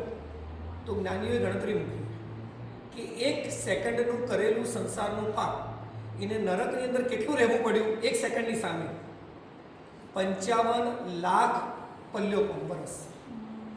55 લાખ પલ્યોપમ વર્ષ 1 સેકન્ડના પાપની સામે. કદાચ એ તમે હું તમને કદાચ બોર્ડ ઉપર હશે ને તો આપણે બોર્ડથી તમને સમજાવશું કે પલ્યોપમ કોને કહેવાય. અને 1 પલ્યોપમ અને 55 લાખ પલ્યોપમ વર્ષ સુધીનું 1 સેકન્ડનો પાપ. આપણે આઈસ્ક્રીમ ખાઈ રહ્યા છીએ. આઈસ્ક્રીમ ખાતા બહાર કેટલી લાગે? 5 મિનિટ. 5 મિનિટ. બરાબર છે. 5 મિનિટની અંદર તો આપણે એવું કરે કેન્ડી ખાતો હોય ને કેન્ડી તો નીચે ટીપું પડે ને પણ આપણે ખાઈ જઈએ. ટીપું પણ નીચે નથી પડવા દેતા કેમ કે પૂરેપૂરો સ્વાદ લઈને ખાતા હોઈએ છીએ. અને એ જે 5 મિનિટનો જે સ્વાદ આપણને આવી રહ્યો માત્ર કેટલી સેકન્ડ જીવ ઉપર રહેવાનો? 2 સેકન્ડ, 5 સેકન્ડ, 10 સેકન્ડ. પણ હવે 10 સેકન્ડ જે આપણે એની અંદર જે ભાવ આપણને ડૂબી ગયો શું મસ્ત છે, બહુ જ ફાઇન છે. હવે 1 સેકન્ડના પાપની સામે એ વખતે કલ્પના કરજો કે 55 લાખ પલ્યોપમ વર્ષ નરકના આનું દુઃખ ભોગવવા મારે તૈયાર રહેવાનું છે. 1 સેકન્ડનો આપણે જે પાપો કરી રહ્યા છીએ ને, કદાચ કોઈ એમ પૂછે કે નિકાચિત પાપ એટલે શું? આપણે કેટલા વાગ્યા સુધી ચલાવવાનું છે? ઘડિયાળમાં 11:15 થયા છે. આપણે 11 સવા 11 સુધી આપણે 11 વાગે દેવશીભાઈને પણ થોડું સાંભળીએ શું બોલવું છે. નિકાચિત કર્મ. હા, નિકાચિત કર્મ કેવી રીતે બંધાય ખ્યાલ છે? જે પાપ આપણે પુણ્યમાં નહીં, હું ત્રણ શરત આપું. એ 3 શરત પુણ્યના બંધમાં પણ થાય અને નિકાચિત કર્મમાં પણ થાય. આ વિચારવાનું કે આ કરતી વખતે આ 3 શરત પૂરી થાય છે તો નિકાચિત બંધાઈ રહ્યું છે. પહેલી વસ્તુ, પાપ કરતા પહેલા પાપ કરવાની ઇંતજારી. પાપ કરતા પહેલા પાપ કરવાની ઇંતજારી. પાપ કરતી વખતે એમાં ડૂબી ગયેલા હોય અને પાપ પૂર્ણ કર્યા પછી એની અનુમોદનાની અંદર આચતા હોય.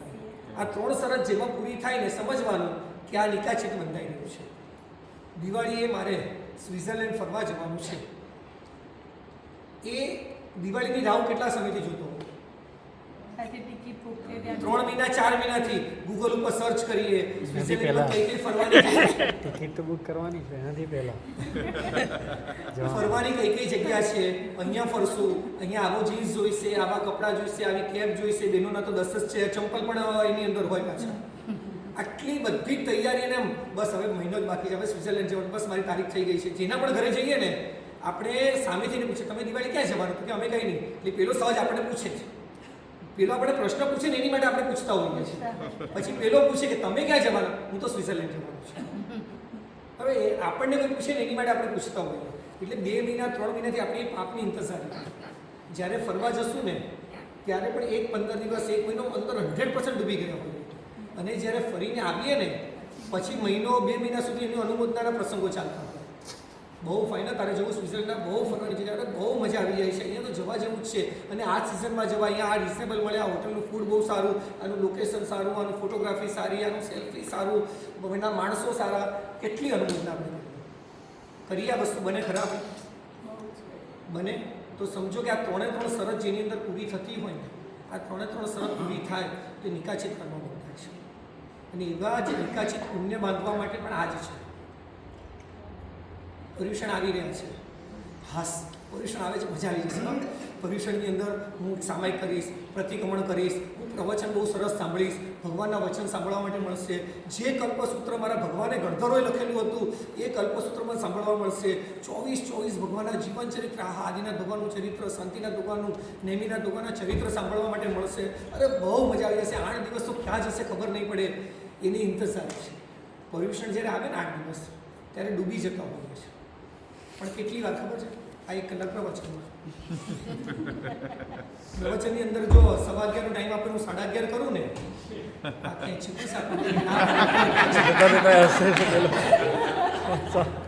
આ ખોટું 15 મિનિટ ખેંચ્યું છે. ટાઈમ 11:30 આપણે તો 11:30 કરી દીધા છે.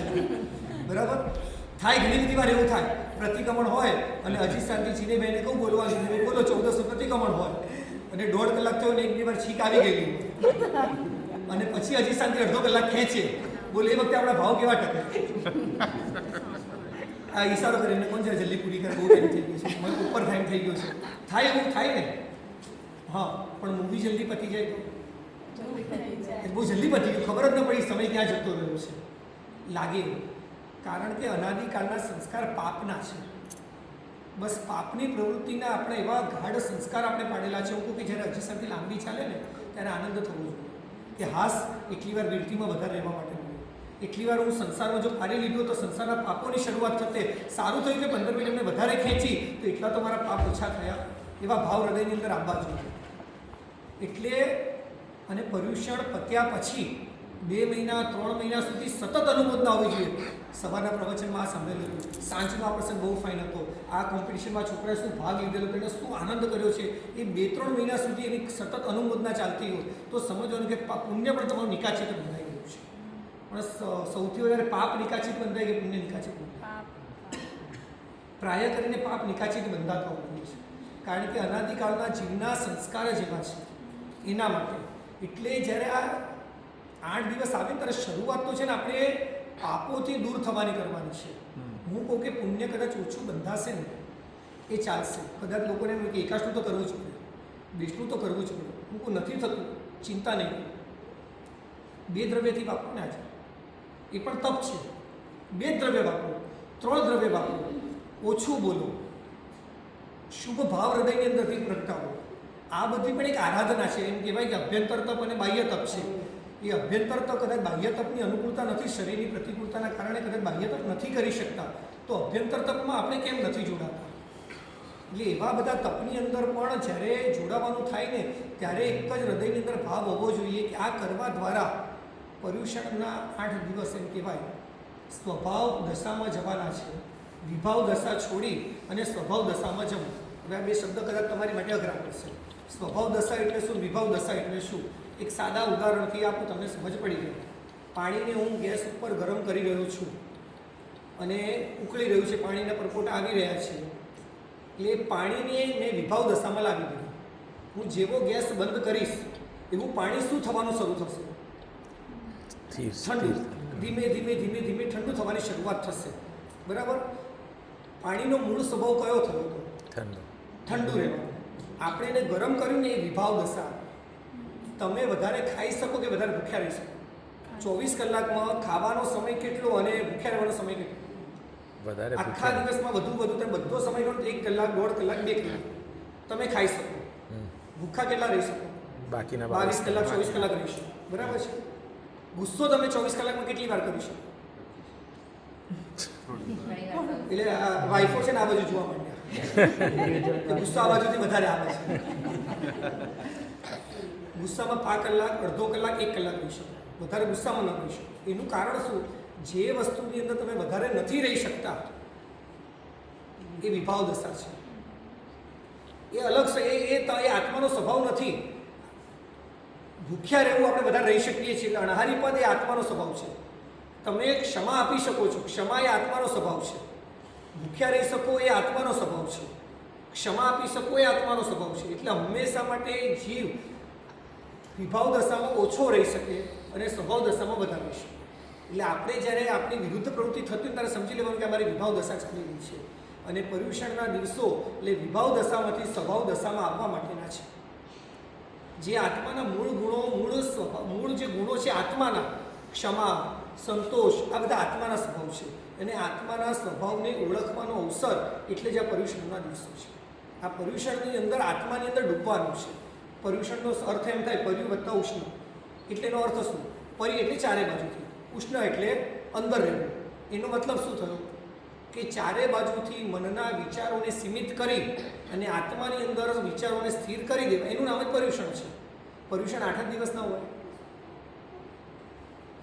તહેવારથી પર્યુષણ 8 દિવસના આવે. નિશ્ચયથી પર્યુષણ 24 કલાક આપણા હૃદયની અંદર હોવા જોઈએ. 24 કલાક માટે પર્યુષણ આપણી અંદર હોવા જોઈએ. કારણ કે ક્યાંક આત્મા વિભાવ દશામાં જઈ રહ્યો હોય ને તો ભલે વિભાવ દશાની અંદર જાય, પરંતુ એની જાગૃતિ હોવી જોઈએ. આ કરવા જેવું તો નથી જ. કરી રહ્યા છીએ પણ કરવા જેવું નથી, આટલી જાગૃતિ તો આપણને હોવી જ જોઈએ. કોઈ પણ પાપ આપણે ભલે જીવનમાં કરી રહ્યા છીએ પણ એટલું નક્કી ખરું કે જ્યારે પાપ કરું છું ત્યારે આ પાપને પાપ તરીકે સ્વીકારું છું ખરા? આમ કહેવાય એક વસ્તુ, જે પાપ ખટકે એ પાપ અટકે. જે પાપ ખટકતું જ નથી એ પાપ અટકતું જ નથી. રાત્રિ ભોજન આપણે માની કે પાપ છે, પણ ખટકે છે રાત્રિ ભોજન કરતી વખતે? જ્યારે રાત્રે ખાવ છો એવરી ડે, પાપ ખટકે છે? આ કરવા જેવું તો નથી જ. ચાલતું નથી, કરવું પડે છે, વ્યવસ્થા એવી છે, પણ રડવું આવે ખરા? એ પાપ ખટકતું જ નથી. ઘાસ ઉપર એકવાર પગ મૂક્યો, 2 વાર મૂક્યો, 3 વાર મૂક્યો, શરૂઆતમાં ખટકતું હતું, પછી કન્ટિન્યુ થયું, પછી પાપ ખટકે ખરા? નથી ખટકતું. અને જે પાપ ખટકતું નથી એ જીવનમાં ક્યારે અટકતું નથી. એટલે પાપનો એક છે ડંખ હૃદયની અંદર રાખો. કદાચ વ્યવહારમાં છો, સંસાર અવસ્થામાં છીએ, સંસારની અંદર જીવીએ છીએ, માટે કદાચ પાપ કરવું પડે એવા જ્યારે ભાવ હશે તો એ પાપ અટકી જશે. જે પાપ સહજ બની જશે ને એ પાપ જીવનમાંથી ક્યારેય નહીં જાય. આ ભાવ, હું તમને એક પ્રશ્ન પૂછું, કુદરત એક સ્કીમ આપી દે કે તમે જેટલું કમાયા છો એ બધું જ પૈસા તમે આવતા ભાવમાં જ્યાં જન્મો ત્યાં 101% તમને બધી જ સંપત્તિ ત્યાં આપી દેવામાં આવશે. તમે એથી તમારા દીકરાને કેટલું આપીને જાઓ? કશું જ નહીં. કેટલું આપો? કેટલું આપી દો તમારા દીકરાને? કશું નહીં. 5 રૂપિયા પણ આપો ખરા? ના. નથી આપતા. એ વખતે શું વિચારો? કમાશે એના પુણ્યમાં હશે તો બરાબર છે. આપણે તો આપણું બધું લઈને જ જઈએ. આટલા બહુથી લઈને આવશે. હા, દીકરો આટલા બહુથી લઈને હું આવશે. તો આ બહુ છે કે આ બહુ સ્કીમ આપે. આ જ બહુમાં અત્યારે તમને ને મને સ્કીમ મળે કે તમને અહીંથી બધું આવતા બહુ મળશે, આપણે 1 રૂપિયા આપીને જવા માટે નથી તૈયાર. તૈયાર નથી. આપણે લઈ નથી જઈ શકતા ને માટે મૂકીને જઈએ છીએ. અને જે મૂકીને જવાનું છે એની માટે આટલા બધા પાપો કરવાના. જે મૂકીને જવાનું એની માટે આટલા બધા પાપો. જે લઈ જવાનું છે એની માટેનો વિચાર હું કહું કે 24 કલાકમાં કેટલી વાર આવે છે? જે લઈ જવાનું છે એનો વિચાર 24 કલાકમાં કેટલી વાર? લગભગ નહીં. અને જે 100% લઈ નથી જવાનું એના વિચાર 24/7. રાત્રે પણ અડધી રાત્રે સપનામાંથી જાગી જઈએ ને, હું ખુલે ને સીધું પેમેન્ટ યાદ આવે, ધંધો યાદ આવે, ડિલિવરી યાદ આવે, કોઈનું પેમેન્ટ આવ્યું નથી આવ્યું એ યાદ આવી જતું હોય. કારણ શું? જે મૂકીને જવાનું છે એની માટે આખું જીવન આપી દેવાનું, અને જે લઈને જવાનું છે એની માટેનો ક્ષણનો પણ વિચાર નહીં. મારે જે લઈને જવાનું છે એની માટેનો ક્ષણનો તો આપણે વિચાર કરીએ કે હું શું શેની માટે અહીંયા આવ્યો છું. આપણું લક્ષ્ય જ નથી. લક્ષ્ય વગર હું તમને એક સવાલ પૂછું, આપણે જીવીએ છીએ કેમ?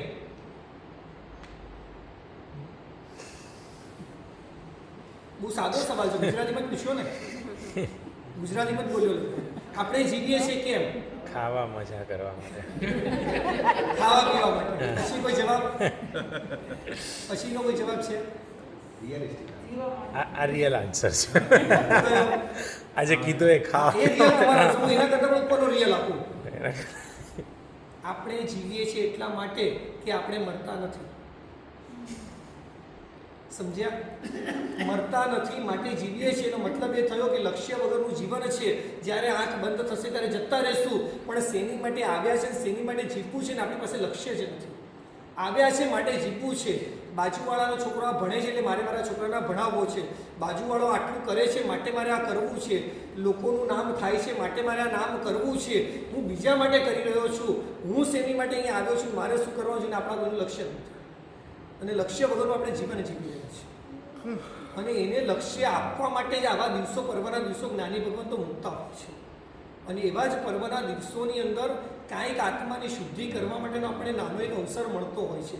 અને અવસરને પામવા માટે જ આ આરાધનાઓ આપણે કરવાની હોય છે. એક અહિંસાનું તમને બહુ શોર્ટની અંદર મેં કીધું કે જીવ હિંસાથી જેટલું પાપ છે એના કરતાં પણ વધારે પાપ જીવ હિંસાથી છે. જીવ હિંસાથી ભયંકર પાપ છે. એક નક્કી કરવા છે, તમારા શબ્દોથી કોઈને સુખ થાય કે ન થાય ચિંતા નહીં કરતા, પણ તમારા શબ્દોથી કોઈના હૃદયને ઠેસ સહેજ પણ ન પહોંચે ને એનું ધ્યાન રાખો.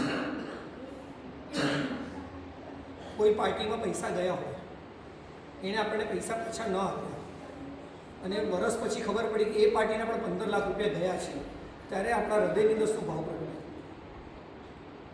એ જ લાગનું હતું. સારું થયું. સારું થયું, એના ગયા, એ જ લાગનો તો આવા ભાવ પ્રગટે કે ન પ્રગટે? પ્રગટે. આ ભાવ પ્રગટાવાથી મારા પૈસા પાછા આવી જશે, પૈસા પાછા આવશે નહીં આવશે. જ્યારે પૈસા ગયા ને ત્યારે પણ મેં આર્તધ્યાન તો કરેલું છે, કેમ કે પૈસા ગયા છે, બરાબર. હવે એના ગયા એમાં પણ હું આર્તધ્યાન કરી રહ્યો છું, એમાં પણ હું હૃદયની અંદર અનુમોદના કરી રહ્યું, સારું થયું એના ગયા, એના જવા જ જોઈતા હતા. આ હૃદયના ભાવો એ વખતે બગાડીને કામ શું છે? તમે એ વખતે એની માટેનો શુભ ભાવો ન ભાવી શકો કે પ્રભુ મારો તો કર્મનો ઉદય હતો કે મારા પૈસા ગયા ભાવની અંદર, તો પ્રભુ એ વિચારના કેમ પૈસા ગયા? એવા શુભ ભાવો એની માટે ન ભાવી શક્યું. વચનથી તો કદાચ શુભ નહીં બોલી શક્યું, કાયાથી પણ એની માટે શુભ નહીં કરી શક્યું, પણ મનના ભાવો શુભ રાખવામાં આપણને કોણ અટકાવે છે? કોઈ જ નથી અટકાવે. હું કહું કે આપણા જેટલા શુભ ભાવો, તમે જેટલા શુભ ભાવો ભાવશો ને, આપણું આપણું આંતરદશા અને આપણા વાઇબ્રેશન 100% શુભ બની જશે અને આપણી ઓરાની અંદર આવનારા વ્યક્તિને પોઝિટિવિટી મળશે. એટલે હું કહું કે છે નેગેટિવિટી મનમાંથી કાઢી નાખો. જગતનું કોઈ પણ વ્યક્તિ આપણને ગમે તેટલું દુઃખ આપે ને, એક નક્કી કરો કે કોઈ ગમે તેટલું દુઃખ આપે, મારે એની માટે શુભ જ વિચારવાનું છે. મને કોઈએ બસમાં બેસવા માટે જગ્યા ન આપી. હું તમને પૂછું, પાલિતાણા તમે જાઓ શત્રુંજીની જાત્રા કરવા માટે, 1.5 કલાકે તમારો નંબર લાગ્યો પૂજામાં, હવે તમે અંદર જવાના જ છો. છેલ્લા 5-10 જણ હવે લઈ પછી લાઈન પાછા અડધો કલાક અટકાવી દીધા અને એ વખતે 10 જણ વચ્ચે ઘૂસી ગયા અને એ ઘૂસી ગયા અને તમારો નંબર પાછો અટકી ગયો. હવે અડધો કલાક બેસવાનું આવ્યું. એ વખતે મનના ભાવો શું? ભયંકર ગુસ્સાવાળા. હા, ક્રોધ આવી જાય, ગુસ્સો આવે. કેમ આવે? તમારે વખતે એ જ વિચારવાનું છે કે મારા કરતાં પ્રભુને મળવાની ઈચ્છા એ 10 જણને વધારે હશે અને ભલે ને પ્રભુને મળવા જતાં સારું થયું કે એ લોકો અંદર ગયા તો મને પ્રભુના પરિસરમાં 15 મિનિટ વધારે બેસવા માટે મળશે. તારો ઉપકાર છે કે તું અંદર ગયો તો મને 15 મિનિટ વધારે બેસવા માટે મળે. આવા શુભ ભાવ આપણે ન ભાવી શકીએ. નથી આવતા એ વખતે. હા, એ વખતે નથી આવતા. આવતા નથી કે લાવતા નથી? જી એટલે આવતા નહીં, બંનેમાં બહુ ફરક છે. આવતા નથી લાવતા નથીમાં બહુ ફરક છે. ત્યારે ઊભી થાય ને કે હજી પ્રભુને મળવામાં 15 મિનિટ બહાર બેસી રહેવું પડશે, રાહ જોવાનું છે. તમને કહું પરિસરમાં જ બેઠા એક વસ્તુ કહું તમને, જે વસ્તુની ઇંતજારી હોય ને એમાં આનંદ વધારે હોય. જેટલી વસ્તુ ઇંતજારી સાથે આવતી હોય ને એનો આનંદ વધારે હોય. કાલે જ આપણે વાત થઈ હતી, દેવર્ષિભાઈ બોલ્યા હતા કે ચઢીને ગિરનાર જાઓ કે રોપવેમાં જાઓ, આનંદ શેમાં વધારે આવે? ચડીને. કેમ? પ્રભુ મળવાના છે. બસ હવે 500 પગથિયા છે, હવે 300 જ રહ્યા, હવે 200 જ રહ્યા, બસ ગેટ આવી ગયો, બસ અંદર દોડું છું, બસ ભગવાન મળવાના છે. એ ઇંતજારી જ્યારે ચડશો ને ત્યારે આવશે. એટલે ઇંતજારીનો આનંદ અલગ હોય. એટલે કહું છું કે જે મળ્યું છે ને એનો આનંદ માણતા શીખો. બસ પ્રભુ મળી ગયા છે, બસ આનંદ છે, મને એનાથી બીજું કાંઈ જ ન જોઈએ. એવો આનંદ જ્યારે પ્રગટશે, તમને કોના પર્યુષણ આવે ને, તમને કહું અમને બધાને આનંદ ચોમાસું બેસે ત્યારથી આનંદ હોય. બસ પર્યુષણ કરાવવા જવાનું છે, બસ બહુ મજા આવશે. એક નવા સંઘની અંદર, નવા આરાધકોની અંદર સરસ મજાની આરાધના, રોજ પ્રત ખોલવાની, પ્રત વાંચવાની. હું સંઘને આ નવું આપીશ, હું સંઘને આ નવું આપીશ, હું સંઘને આ નવું આપીશ. અમારો 1.5 મહિનો જે જાય ને બહુ આનંદની અંદર જતો હોય. બહુ સરસ, બહુ સરસ.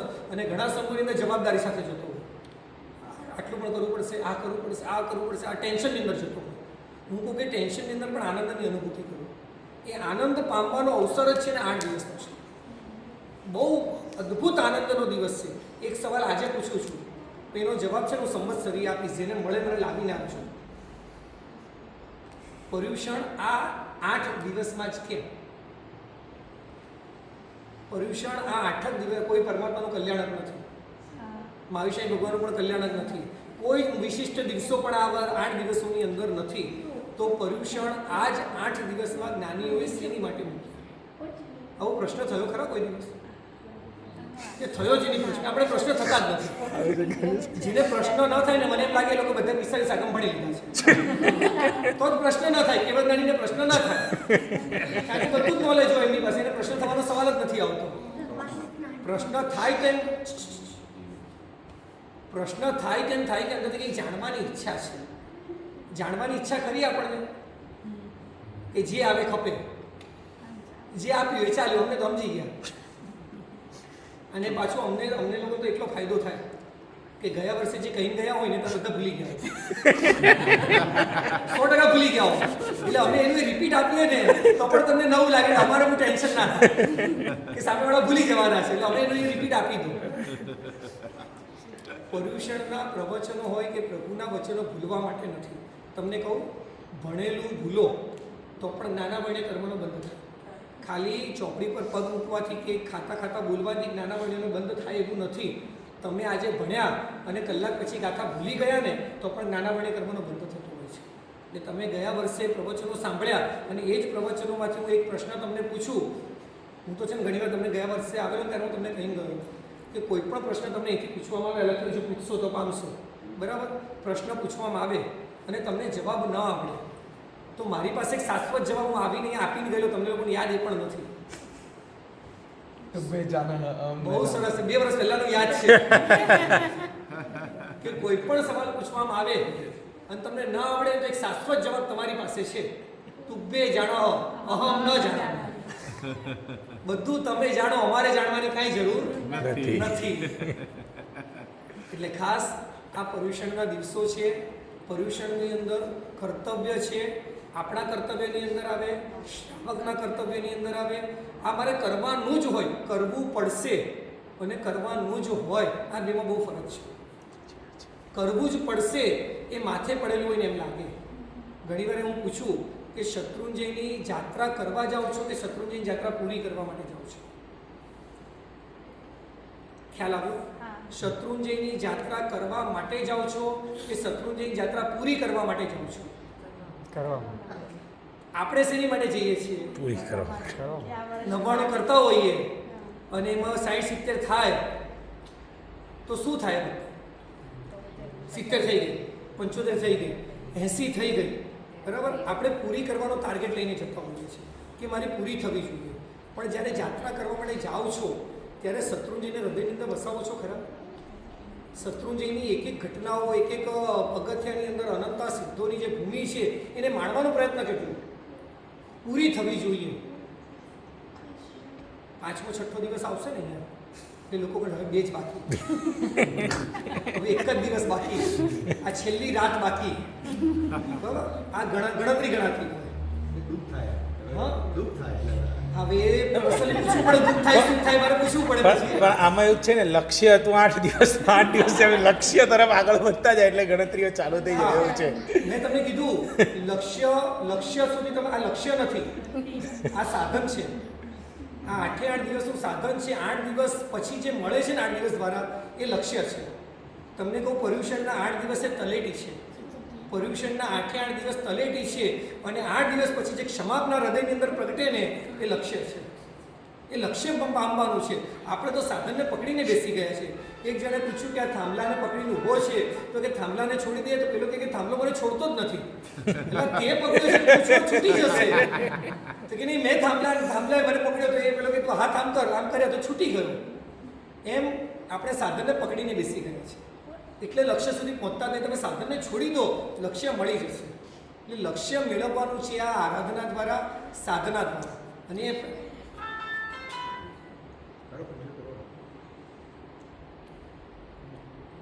એટલે આ શાસનની ફળશ્રુતિ જીવનની આરાધનાથી સાધના સુધી પહોંચવાની છે. અને આજે બીજું કર્તવ્ય મારે ખાસ લેવું છે, સાધર્મિક ભક્તિનું.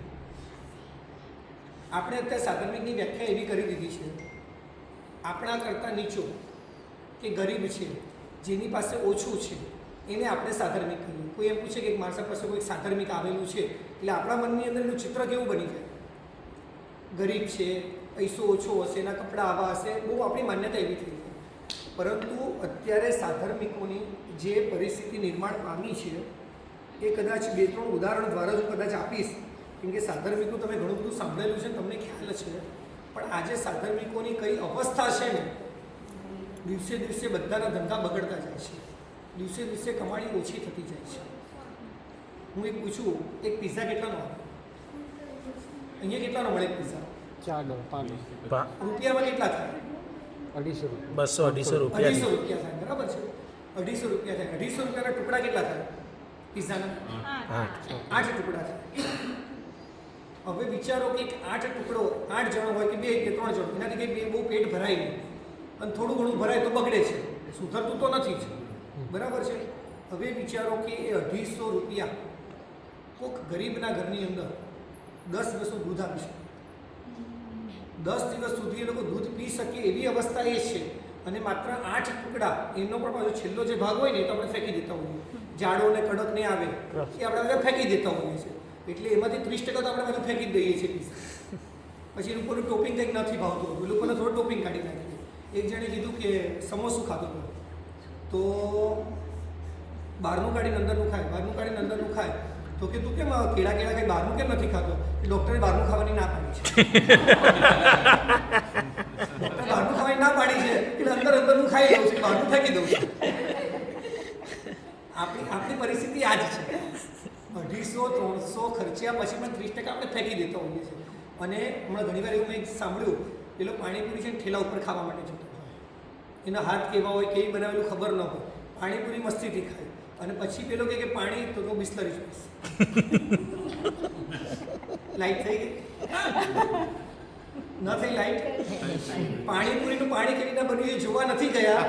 પાણીપુરી પેલાના હાથથી ગમે તે બનાવેલી ખાઈ લીધી અને પછી આપણે એમ કહીએ કે પાણી તો બિસ્લરી જ પીશું, તો પેલું સાદું પાણી તો ભાવે જ નહીં, શરીરને નુકસાન કરે.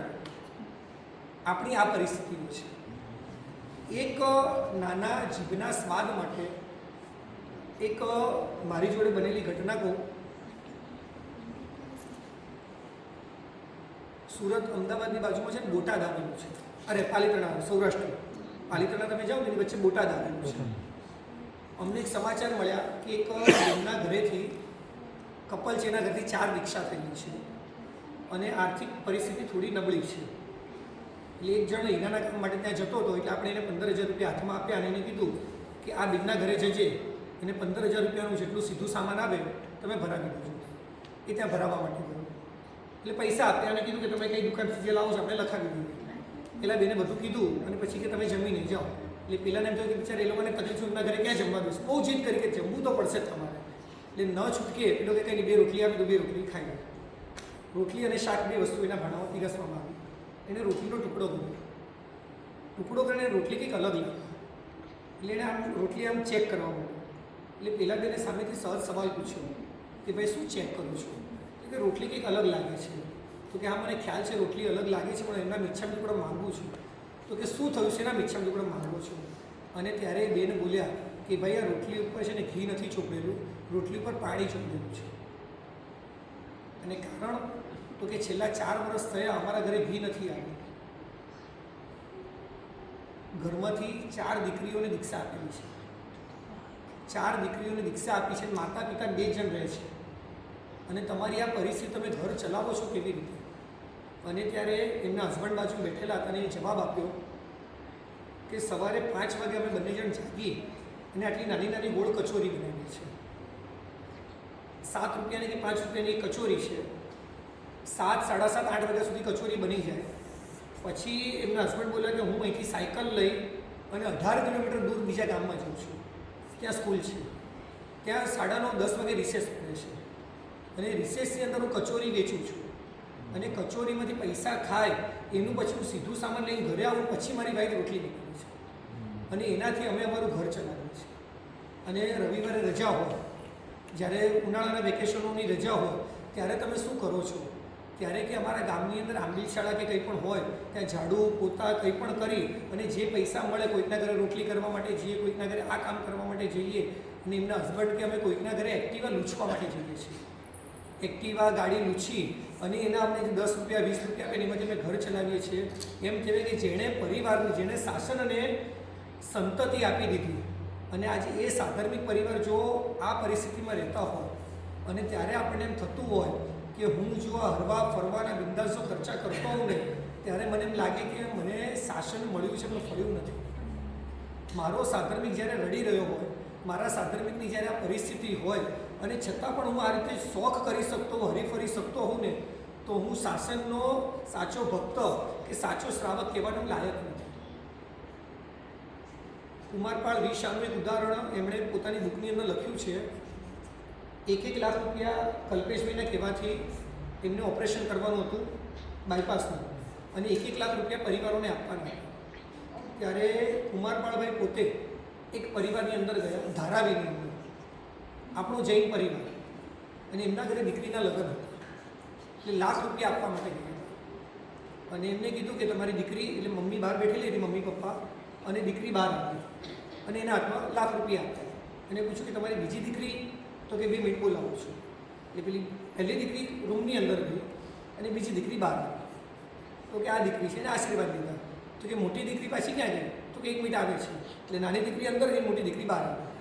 એટલે કુમારપાળાભાઈને કંઈક અજબતું લાગ્યું કે એક જાય બીજી આવે, બીજી જાય પહેલી આવે, તો કેમ બે જોડે નથી આવતી? અને જ્યારે એની મમ્મીની આંખમાં આંસુ સાથે શબ્દ બોલી છે એની મમ્મી કે બંને દીકરીને પહેરવા માટે એક જ જોડી કપડાં છે. જ્યારે પેલી અંદર કપડાં કાઢીને રહે છે ત્યારે પેલી કપડાં પહેરીને બહાર આવે છે. પહેરવા માટેના કપડાં આપણા શ્રાવકોના ઘરે નથી. અને જ્યારે આ પરિસ્થિતિ, ગુરુવાનો એક બહુ સરસ પ્રસંગ આવે છે, એમના બેન માણસે મહાનંદાશ્રીજી એક ગામની અંદર વિહાર કદાચ તમે સાંભળ્યો હશે, વિહાર કરતાં કરતાં ગયા, 2-3 દિવસ થયા ને એક નાનકડી દીકરી આવી કે સાહેબ વિહાર ક્યારે કરવાના છો અહીંથી? એટલે સાહેબને એમ થયું કે બધા કોઈ પણ હોય તો રોકાવાના કેટલું છે પૂછતા હોય, વિહાર કરવાનું કેમ પૂછે છે? એટલે સાહેબને સહજ અંદર એક પ્રશ્ન થયો. એને પૂછ્યું દીકરીને, કેમ તું આવું પૂછે છે? તો કે તમે આવ્યા ને એ દિવસથી મારી મમ્મી છે ને બધું દૂધ તમને બોલાવે છે, અમને દૂધ પીવા માટે મળતું નથી સાહેબ. તમે અહીંથી જશો તો મમ્મી અમને દૂધ પીવડાવશે. એટલે તમને પૂછું છું તમે અહીંથી ક્યારે જવાનું છે? ઘરે પીવા માટે દૂધ નથી. અને મહાત્માને પૂછો, અને એ દિવસથી એ મહાનંદાશ્રીજી મહારાજ સાહેબે આજીવન માટે દૂધનો ત્યાગ કર્યો. ત્યાર પછી જીવનમાં દૂધ ક્યારે નહીં. આપણે જે વર્તુળની અંદર, જે સર્કલની અંદર રહીએ છીએ ને, આપણે સુખી વર્તુળની અંદર રહીએ છીએ. એટલે આપણને બધાની અંદર સુખ દેખાય છે કે બધા સુખી જ છે, કંઈ બહુ કોઈને તકલીફ નથી.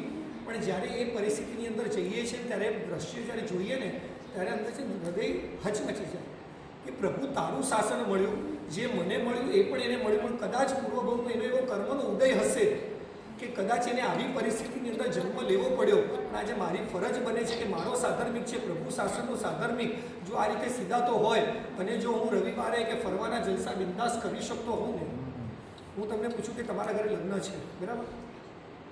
તમે તમારી દીકરી માટે 51 જોડી, 11 જોડી, 21 જોડી જે પણ કપડાં લાવવાના છો, તમે એવું નક્કી કર્યું ખરા કે મારી દીકરીના 25 જોડી કપડાં લાવું, ભલે હું 5-5 હજારના કપડાં લાવું, પણ 500-500 રૂપિયાના પણ 5 જોડી કપડાં કોઈ પણ મારા સાધર્મિકને આપીશ અને પછી મારી દીકરી માટે 25 જોડી કપડાં લાવીશ? એવો વિચાર આવે ખરા? આપણે કરીએ છીએ. આપણે કયા આપીએ ખબર જ કપડાં 10 વાર આપણે પહેરી લીધા, હવે આપણને નથી ગમતા અથવા કોઈ ઘસાઈ ગયા, ટાઈટ પડ્યા, ફિટ પડ્યા ને, એ આપણા સાધર્મિકોને આપી દઈએ છીએ. હું કહું કે આપણને કોઈ એવા કપડાં આપે ગમે આપણે? પેલા લોકો કઈ હૃદયના કેટલું નીચું જોતા હશે, કેટલું હૃદયની અંદર અફસોસ થતો હશે ને ના છૂટકે હાથ લંબાવીને એ લોકો એ કપડાં પહેરતા હશે. હું કહું કે કેમ એમ ન થાય કે મિનિમમ દર દિવાળીએ 11 જોડી, 21 જોડી હું મારા સાધર્મિકોને નવા કપડાં પહેરવા માટે દિવાળીએ આપીશ અને પછી જ હું મારા ઘરે નવા કપડાં લાવીશ. આપણે દિવાળી આપણા ઘરે કેટલી મીઠાઈ હોય, કેટલી મીઠાઈ હોય, અને એમાં કેટલી મીઠાઈ બગડતી હોય. ન છૂટકે પરાણે આપણે મીઠાઈઓ લોકોના મોઢે મૂકતા હોઈએ છીએ. હું કહું કે આપણને એવું થયું ખરા કે હું જ્યાં રહું છું એની આજુબાજુમાં કે ગામની અંદર 10, 20, 25 સાધર્મિક કોણ છે તો એના ઘરે અડધો કિલો પહેલાં મોકલી દઉં. એના દીકરાઓ હમણાં એક પ્રસંગ મેં જોયો, આપણો સાધર્મિક પરિવાર અને એનો દીકરો અને દીકરી દિવાળીના 2-3 દિવસ પહેલાંથી રડવાની એને શરૂઆત કરી. રોજ રાત પડે રડે, રોજ રાત પડે ને રડે. એ મમ્મી પૂછે કે તું કેમ રડે છે? બસ મમ્મી એમ જ. અને પછી પૂછ્યું કે તું કેમ રડે છે? બોલ. તો કે મમ્મી હું સ્કૂલમાં જાઉં છું ને તો સ્કૂલની અંદર બધાના ડબ્બાની અંદર કોકના ડબ્બાની અંદર ઘૂઘરા હોય, કોકના ડબ્બાની અંદર મોહનથાળ હોય, કોકના ડબ્બાની અંદર બીજી મીઠાઈ હોય, અને મમ્મી તું હજુ પણ મને એ જ રોટલી અને ભીંડાનું શાક આપે છે. મમ્મી આપણને મીઠાઈ તો આપ. એટલે એની મમ્મીએ એમ કીધું કે દીકરા મીઠાઈ આપણા પુણ્યની અંદર ને આપણા નસીબની અંદર નથી. કદાચ વર્ષ 2 વર્ષમાં એકાદ વાર ચાન્સ મળશે ને તો આપણે મીઠાઈ લાવશું. અત્યારે દીકરા આપણે મીઠાઈ ખાઈ શકીએ એવી આપણી પરિસ્થિતિ નથી. એટલે મમ્મી હવે મને એમ થાય કે આ દિવાળી આવશે ને ત્યારે કોઈના ઘરે નહીં જવું. હું કોઈના પણ ઘરે જાઉં, બધાના ઘરે મીઠાઈ પછી એ લોકો મારા ઘરે આવશે ને એ લોકોને નહીં ખવડાવી શકું, પછી એ લોકો મને ચીડવશે. માટે મમ્મી કોઈના ઘરે નહીં જવું છું. તો હું જઈશ તો એ લોકો મારા ઘરે આવશે, એ લોકો મને મીઠાઈ ખવડાવશે, હું એ લોકોને મીઠાઈ નહીં ખવડાવી શકું. એટલે મમ્મી મારે કોઈના ઘરે નથી જવું. આપણે આપણી દિવાળી મનાવીએ, આપણે આપણા તહેવારો મનાવતા હોઈએ, અને આપણા સાધર્મિકો જો આ પરિસ્થિતિની અંદર હોય ત્યારે મને એમ લાગે કે આપણો સાધર્મિક જ્યારે સિદ્ધાઈ રહ્યો હોય છે ને, કદાચ એક કર્તવ્ય કંઈક કદાચ સાધર્મિક માટે કર્તવ્ય લેવું હોય ને કદાચ 2-3 દિવસ, 8 દિવસ લેવું હોય ને તો પણ આ કર્તવ્ય ઓછું પડે. એવું આ કર્તવ્ય છે સાધર્મિકનું. દેરાસર હશે તો શાસન ટકશે, કોઈ નિયમ નથી. ઉપાશ્રય હશે તો શાસન ટકશે, એવો કોઈ નિયમ નથી. પણ જો સાધર્મિક નહીં હોય તો શાસન નહીં ટકે. સાધર્મિક હશે તો જ શાસન ટકશે, સાધર્મિક હશે તો જ શાસન ચાલવાનું છે, સાધર્મિક નહીં હશે તો શાસન નહીં ચાલે. હું તમને પૂછું, પ્રભુએ દીક્ષા લીધી, પહેલી પરમાત્માએ પ્રતિષ્ઠા કરાવી દેરાસર, પરમાત્માએ નવાણું કરાવ્યું, છરી પાલી સંઘ કાઢ્યો, શું કર્યું પહેલાં પરમાત્મા? સંઘની સ્થાપના. શ્રમણ, શ્રમણી અને શ્રાવક અને શ્રાવિકા, આ 4 છે ને તો મારો સંઘ છે. પરમાત્માએ જો સંઘની શરૂઆત કરે તો પરમાત્મા પહેલાં એમ કહે પહેલાં દેરાસર બનાવો, મૂર્તિ બનાવો, પ્રતિષ્ઠા કરો તો શાસન ચાલવાનું છે. ક્યાંય પરમાત્માએ પહેલી દેરાસરની પ્રેરણા નથી કરી. અને જ્યારે પરમાત્માનો છેલ્લી અંતિમ સમયની 16 પ્રહરની દેશના આવી, એ 16 પ્રહરની દેશનામાં પણ ભગવાને એક પણ વાર નવાણું કરાવજો, ચોમાસું કરાવજો, ઉદ્ધાન કરાવજો, પ્રતિષ્ઠા કરાવજો, આવું એક પણ વાત પરમાત્માએ કરી ખરા? એક પણ વાત પરમાત્માએ નથી. આટલી પ્રવૃત્તિ કરવાથી પુણ્યનો બંધ થાય અને આટલી પ્રવૃત્તિ કરવાથી પાપનો બંધ થાય. એના સિવાય પ્રભુએ કાંઈ જ નથી. એટલે શાસન કોનાથી ચાલવાનું છે? શાસન સાધર્મિકોથી ચાલવાનું છે. આપણા શોખ, આપણા અભરખાના કારણે જો આપણા સાધર્મિકો જો દુભાતા હોય તો આપણે શાસનને પામ્યા છીએ જ નહીં. આપણે કોઈ પણ, હું તમને કહું કે તમારા ઘરે ફર્નિચર મળી રહ્યું છે 1 કરોડનું, 2 કરોડનું, 5 કરોડનું, આપણા કોઈ પણ સાધર્મિકના ઘરે તમે એમ કીધું કે ભાઈ 5,000 10,000 સોફા હું તારા ઘરે કરાવીશ, 1 કરોડનું ફર્નિચર પછી મારા ઘરે કરાવીશ, એવું આપણે કર્યું ખરા કોઈ દિવસ? કેમ નહીં? એની ઈચ્છા નહીં હોય કે મારા ઘરે પણ સોફા હોય, મારા ઘરે એક સારું ટેબલ હોય, મારા ઘરે આપણે જ્યારે કરોડનું કરાવતો હોય ત્યારે 5-10 હજારની આપણી માટે કોઈ વેલ્યુ નથી હોતી. તો એના ઘરે જે જરૂર છે એવું વસ્તુ આપણે કોઈ દિવસ કરાવી કેમ નથી કરતું? આપણને આપણા સાધનની યાદ જ નથી. ઘણીવાર એવું પણ થાય છે કે એમને કહીશું કઈ રીતના કે ખબર હોય તો એમને કેવું લાગશે, આ વિચારોમાં ને વિચારોમાં બી ઘણીવાર વર્તુળોમાં, આપણા પરિવારોમાં બી ઘણા હોય જાણતા હોય પણ એમને પૂછતા ઓલવેઝ એક એવું થઈ જાય એમ કે ભાઈ એમને કેવું લાગશે, એમને ગમશે નહીં ગમે એમ. કહેવાની પદ્ધતિ આપણે શીખ્યા નથી. કહેવાની પદ્ધતિ આપણે શીખ્યા નથી. આપણે એમને કહેવાનું છે કે ભાઈ જો મારા ઘરે ફર્નિચર બનાવું છું અને મારે ફોરેનમાં એમ પણ મિસ્ત્રી ફ્રી છે, એટલે મારી ઈચ્છા છે કે તારા ઘરે એક સોફા નથી, મારી ઈચ્છા છે કે સોફા તું બનાવી દે. મારે કોઈને કહેવાનું નથી, મારા ઘરે બનાવીને તારા ઘરે મોકલી દઈશું. કેમ નથી કહેતા આપણે એમ એને પૂછવા માટે જઈએ કે તારે સોફા જોઈએ છે, જો તું કહેતો તો બનાવી આપું. પેલો હા પાડે ખરા, હું તમારા ઘરે નાસ્તો કરવા એટલે મળવા આવું તો તમે મને પૂછો નિમેશભાઈ શું લેશો નાસ્તામાં? ચા, દૂધ? તો હું શું કહું? આ ચા બનાવી દો, દૂધ બનાવી દો, પછી આ બનાવી દો, કહું તમને? હું શું કહીશ? પહેલાં કંઈ જ નહીં જોઈએ, રહેવા દો. છતાં તમે જીદ કરી અને 2 વસ્તુ કાઢશો તો હું ખાઈ લઈશ. બરાબર છે? એમ એ કદાચ એ ના પણ પાડશે, એ શરમાશે, એ પણ પોતાનું સેલ્ફ રિસ્પેક્ટ છે, ના પાડશે, પણ આપણી ફરજ થાય કે નહીં ભાઈ મારી ઈચ્છા છે, તારે બેસવું તો બેસે, નહીં બેસવું તો કંઈ નહીં, હું તારા ઘરે મોકલાવું છું. કેમ આપણે નથી કહેતા? આ લોકોને સાડી માંગવામાં શરમ આવે તમારી આગળ? કેવું લાગશે એમને? હા, કેમ ત્યાં નથી લાગતું આપણને? એટલે ક્યાંક આપણે આપણા શાસનને ટકાવવા માટે એક સાધર્મિકનું કર્તવ્ય છે. અને કર્તવ્ય એવું નથી કે પર્યુષણ, આ પર્યુષણના કર્તવ્ય બતાવ્યા છે 5, પણ આ કર્તવ્ય માત્ર પર્યુષણ પૂરતા નથી. આપણે દરેક રોજના સમયે, મને છે ને બોલતો જો નવા એક્ઝામ્પલ યાદ આવતા છે, સમય ઉપર થતો પુણ્યા શ્રાવક, જેનું નામ હતું પૂનમચંદ શેઠ, પરમાત્માની પરિગ્રહની વાત સાંભળી અને એણે નિયમ લીધો, પૈસો રહ્યો નહીં, સવાર પડે ને રૂની કુંબળી વેચવા માટે જાય અને જેટલી લઈ ગયો હોય એટલી વેચાય એટલે પાછો આવતો હોય. આપણે સવારે ઘરથી નક્કી કરીને ગયા કે આજે 50,000નો વકરો આપવો તો જોઈએ જ, અને 10 વાગે ગયા અને 11 વાગે 50,000નો વકરો આવી જાય તો આપણે 11 વાગે દુકાન બંધ કરીને આવી જઈએ ને ઘરે પાછા. કેમ? નક્કી કરેલું કે 50,000નો વકરો થવો જોઈએ અને થઈ ગયો. સારું હોય, પુણ્ય સારું હોય તો થોડું આગળ વધતું જાય. એટલે તમને તમારા પુણ્ય પર શ્રદ્ધા નથી ને? રોજ આજના પુણ્ય હા, રોજ પુણ્ય હશે ને તો ગમે ત્યારે કામ લાગવાનું છે. એટલે આજે કરી લઈએ. રોજ નથી ચાલતું. તો સમજી લો, પુણ્યમાં 50,000 હશે ને તો 50,000 પછી વપરો સાંજ સુધી નથી જ થવાનો. એ પુણ્યમાં સાંજ સુધી નથી જ થવાનો તમારો વપરો. 50,000 થઈ ગયો, પૂરું થઈ ગયું. પુણ્ય અને શ્રદ્ધા હતી કે મારે આજે જોઈએ છે, મળી જશે, આજે પૂરી વેચાઈ ગઈ, ઘરે પાછા આવી જવાનું, પાછીના ટાઈમમાં સામાઈ લેવાનું. આપણને એવી શ્રદ્ધા કેમ? તમને કે મને એવી કોઈને શ્રદ્ધા નથી કે આજનો મારો વકરો ટાર્ગેટ નક્કી કરીને જાઉં છું કે ₹1,00,000 કમાઈ લઈશ અને હું કમાઈ પણ જાઉં છું. તમને ખબર છે પુણ્યની વાત આવે છે, ગુરુમાં કહેતા ઘણી વાત. અભયકુમારના સમયની વાત છે કે મારું પુણ્ય ચાલે છે એની ખાતરી શું? ત્યારે એમ કીધું કે એક 100 ગ્રામનું સોનાની બિસ્કિટ લે, એની પર એક કાગળ વીંટોળી લે અને એની પર નામ, એડ્રેસ બધું લખી દે અને હોવી જોઈએ. 4 રસ્તા ઉપર મૂકીને આવતો રહે, ઘરે જતો રહે છે. તો લૂંટાઈ જશે તો કે તારા પુણ્ય હશે તો પાછું આવશે, પુણ્ય નહીં હશે તો જતું જતું રહેશે. રહેશે. એણે સવારે મૂકી દીધું અને સાંજે એના ઘરે સોનાઈ લગડી પાછી આવી કે ભાઈ આખો તમારું કંઈ નામ લખીને તમારી પાછી આપી છે. પછી બીજી વાર ગુરુ ભગવાને પૂછ્યું હવે શું કરું? કાલે ફરીથી મૂક. 3 દિવસ સુધી આ કર્યું. એટલે 3 દિવસ સુધી કન્ટિન્યુ એનો ધંધો, એટલે કે તારું પુણ્ય હવે ચાલે છે, તું ધંધો કર, કંઈ વાંધો નથી. 6 મહિના થઈને થોડો ધંધો ધીમો થવા માંડ્યો. પછી કે સાહેબ હવે ધંધો ધીમો થાય છે. પાછી સોનાઈ લગડી લઈ 4 રસ્તા પર મૂકવા ગયો તો સાંજે તો પાછી આવી નહીં, એ જતી રહી. હવે તારું પુણ્ય પરવારી ગયું છે, હવે 6 મહિના ધંધો નહીં કરતો.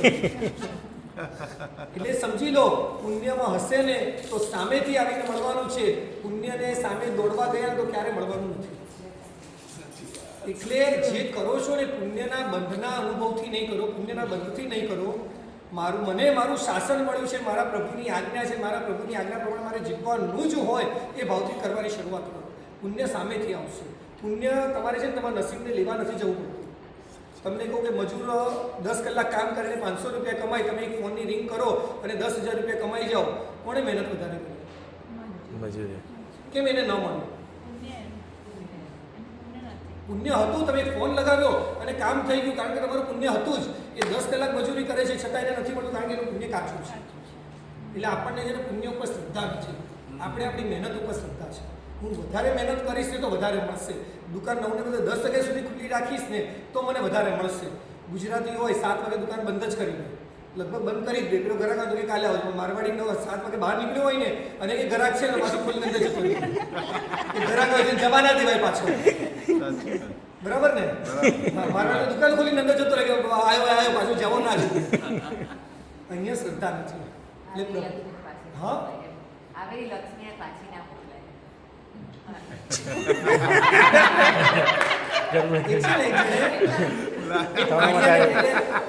સમજો એક વાણિયો હતો, લક્ષ્મી અને પનોતી દેવી બંને એક સાથે પ્રસન્ન થયો અને વાણિયાને પૂછ્યું કે હું સારી કે પનોતી સારી? હવે જો લક્ષ્મીને સારી કે તો પનોતી લાગી જાય, પનોતીને સારી તો લક્ષ્મી જતી રહે. હવે મારે બેમાંથી કેવું કોને? એટલે વાણિયો કે વાણિયાની બુદ્ધિ ત્યારે વાપરવી જ પડે અને એ બાજુ મારવાડી હતો. એટલે બુદ્ધિનો ઉપયોગ કરવાનો હતો. એટલે એને બંનેને કીધું કે કામ કરો, તમે બંને સામેના છેડે છે અડી અને એ પાછા આવો. એટલે એને કીધું સારું. લક્ષ્મી પણ ગયા અને પનોતી પણ ગયા. બંને જણા ગયા અને પછી પાછા આવ્યા. તો કે હવે જવાબ આપો કે હવે અમારા બેમાંથી કોણ સારું? એટલે વાણિયાએ કીધું કે અહીંથી જતી પનોતી સારી લાગી અને આવતી લક્ષ્મી સારી. જતા લક્ષ્મી પનોતી દેવી સારા લાગે અને આવતા લક્ષ્મી દેવી સારા લાગે. આ વાણિયાની બુદ્ધિ હતી. બેમાંથી કોઈને ખોટું લાગ્યું નહીં. એટલે કહું છું, પુણ્યમાં હશે ને તો લક્ષ્મી આપોઆપ આવશે. લક્ષ્મી અને સંપત્તિમાં પણ બહુ ફરક છે. આપણા ઘરે લક્ષ્મી છે કે સંપત્તિ છે પણ બહુ મોટો પ્રશ્ન છે. જે પૈસો પાપમાં વપરાય એ સંપત્તિ છે અને જે પૈસો સદવેગમાં વપરાય એ લક્ષ્મી છે. એટલે આપણે શું છે ને વિચારવા જેવું છે. પુણ્યમાં લખેલું હશે તો લક્ષ્મી સામેથી આવી તમને મળી જવાની છે. તમે એની જરા પણ ચિંતા નહીં કરો. પરંતુ જો એમ નક્કી છે જેની પાછળ ભાગશો ને તમારાથી દૂર ભાગશે. જેની પાછળ ભાગશો એ તમારાથી દૂર ભાગશે. તમે જેનાથી દૂર ભાગશો ને એ તમને આવીને મળશે. એટલે શ્રદ્ધા રાખો કે ભાઈ 24 કરવાના છે, 5 વાગે ઘરે પાછા આવી જ જવાનું. પુણ્ય મળશે તો આવતીકાલે ઘરે પાછો આવશે, ચિંતા નહીં કરવાની. એટલે જેને પરમાત્માના શાસન ઉપર શ્રદ્ધા અને પુણ્ય પર શ્રદ્ધા હશે એના પહેલાં આપણે આપણો સાધર્મિક હું સુખી થાઉં, એના પહેલાં મારો સાધર્મિક સુખી થાય આવી શ્રદ્ધા આપણને હોવી જોઈશે. જે બીજાના સુખનો વિચાર કરે છે એ ક્યારે દુઃખી થતો નથી. બીજાના સુખનો જે વિચાર કરે છે એ ક્યારે સુખી થતો નથી. અને બીજાને દુઃખી જોવામાં જેને આનંદ થાય છે એ જીવનમાં ક્યારે સુખી થતો નથી. ખ્યાલ આવે મેં શું કીધું? એ બીજાના દુઃખનો જે વિચાર કરે છે એ ક્યારે દુઃખી થતો નથી. અને બીજાને દુઃખી જોઈને જેને આનંદ થતો હોય એ જીવનમાં ક્યારે સુખી થતો નથી. એટલે ગમે ત્યારે પણ આપણા પુણ્ય ઉપર શ્રદ્ધા, આપણા સાધર્મિકો, આપણા જીન શાસનનું હૃદય છે. જ્યાં સુધી એ દુઃખી હશે ત્યાં સુધી આપણું શાસનની અંદર આપણો પ્રવેશ નથી જ. આપણી કોઈ પણ પ્રવૃત્તિ કરતાં પહેલાં હું એટલું કહું કે કોઈ આવતું જતું એને ગાડી પર જગ્યા આપીને એ પણ સાધર્મિક ભક્તિ છે. અને માત્ર ખવડાવવું, પીવડાવવું, વસ્તુ આપવી એ સાધર્મિક ભક્તિ નથી. એ જ્યારે દુઃખી હોય ને ત્યારે આશ્વાસનના 4 શબ્દો આપવાને એ પણ સાધર્મિક ભક્તિ છે. આપણે માત્ર એક કંકુ તિલક કર્યું, 1 રૂપિયો, 2 રૂપિયા, 5 રૂપિયા આપીને આપણે એમ કહ્યું કે સાધર્મિક ભક્તિ કરી દીધી. તમે જમાડી દીધા, સાધર્મિક ભક્તિ કરી દીધી, તો આ તો બહુ સ્થૂલ વ્યાખ્યા થઈ સાધર્મિક ભક્તિની. એના હૃદયને શાંત કરવું, એને આશ્વાસન આપવું, એના મનના તોફાનોને શાંત કરી અને પ્રભુ શાસનની અંદર એને સ્થિર કરવો, એ પણ બહુ મોટી સાધર્મિક ભક્તિ છે. આવી આપણે ભક્તિ કરીએ. બાકીના જે કર્તવ્ય છે 11 કર્તવ્ય અને બીજા 3 કર્તવ્ય જે પણ બાકી રહ્યા છે, થોડા ઘણા કાલે હું લઈશ, દેવર્ષિભાઈ પણ કાલે થોડા ઘણા કર્તવ્ય લેશે. આજે રાતનો પ્રોગ્રામ નૌકાર ઉપરનો છે. અદ્ભુત નૌકારનું મહત્ત્વ, નમસ્કાર મહામંત્રની શરૂઆત નમોથી કેમ કરવામાં આવી? અરિહંતાણમ નમો, અરિહંત ભગવાનને નમસ્કાર હોજો એ શબ્દ મૂકવો જોઈતો હતો. કારણ કે પહેલું આપણે શું બોલીએ છીએ? અરિહંત ભગવાન. નમસ્કાર હોજો અરિહંતને આપણે એમ નથી બોલતા, આપણે બોલીએ છીએ અરિહંત ભગવાનને નમસ્કાર હોજો. તો સૌથી પહેલો શબ્દ નમો કેમ મૂકવામાં આવ્યો? એની પાછળનું કારણ શું? આખા જીન શાસન કોઈ પૂછે કે જીન શાસનનો હાર્દ શું, 2 શબ્દમાં જણાવો, તો નમો. એની અંદર આખું જીન શાસન આવ્યું. આવા અદ્ભુત નૌકાર મંત્રના રહસ્યો છે, નૌકાર મંત્રના વર્તમાનની અંદર થતા પ્રભાવો છે, અને નૌકાર મંત્ર આપણા પોતાના જીવનમાં પણ શું પરિવર્તન લાવે છે, અને નૌકાર મંત્ર દ્વારા વિશ્વના લોકોની અંદર પણ શું પરિવર્તન આવ્યું છે, એવા અદ્ભુત ન જોયેલા ન સાંભળેલા એવા અદ્ભુત ઉદાહરણો દ્વારા આજે રાતનું અદ્ભુત પ્રવચન છે. એની અંદર દરેકને બરાબર સમયસર 6:30 આ જ જિનાલયની અંદર આરતી, મંગળ દીવો 6:45 બરાબર ડોટ સામાયિકની શરૂઆત થઈ જશે. 7:45 પ્રતિક્રમણ પતશે અને બરાબર 8 વાગે આપણો આજનો પહેલા દિવસનો પ્રસંગ નૌકાર મંત્ર ઉપર છે એ પરિપૂર્ણ એ આપણે શરૂઆત કરશું. જીનાજ્ઞા વિરુદ્ધ કાંઈ પણ બોલાયું હોય તો મિચ્છામ પચકાણ ઉપવાસ ને શક્ય હોય તો ગમે ત્યારે પચકાણ છે ઊભા થઈને લેવા જોઈએ. શક્ય હોય તો 24 ઉપવાસ બંને આવી જશે.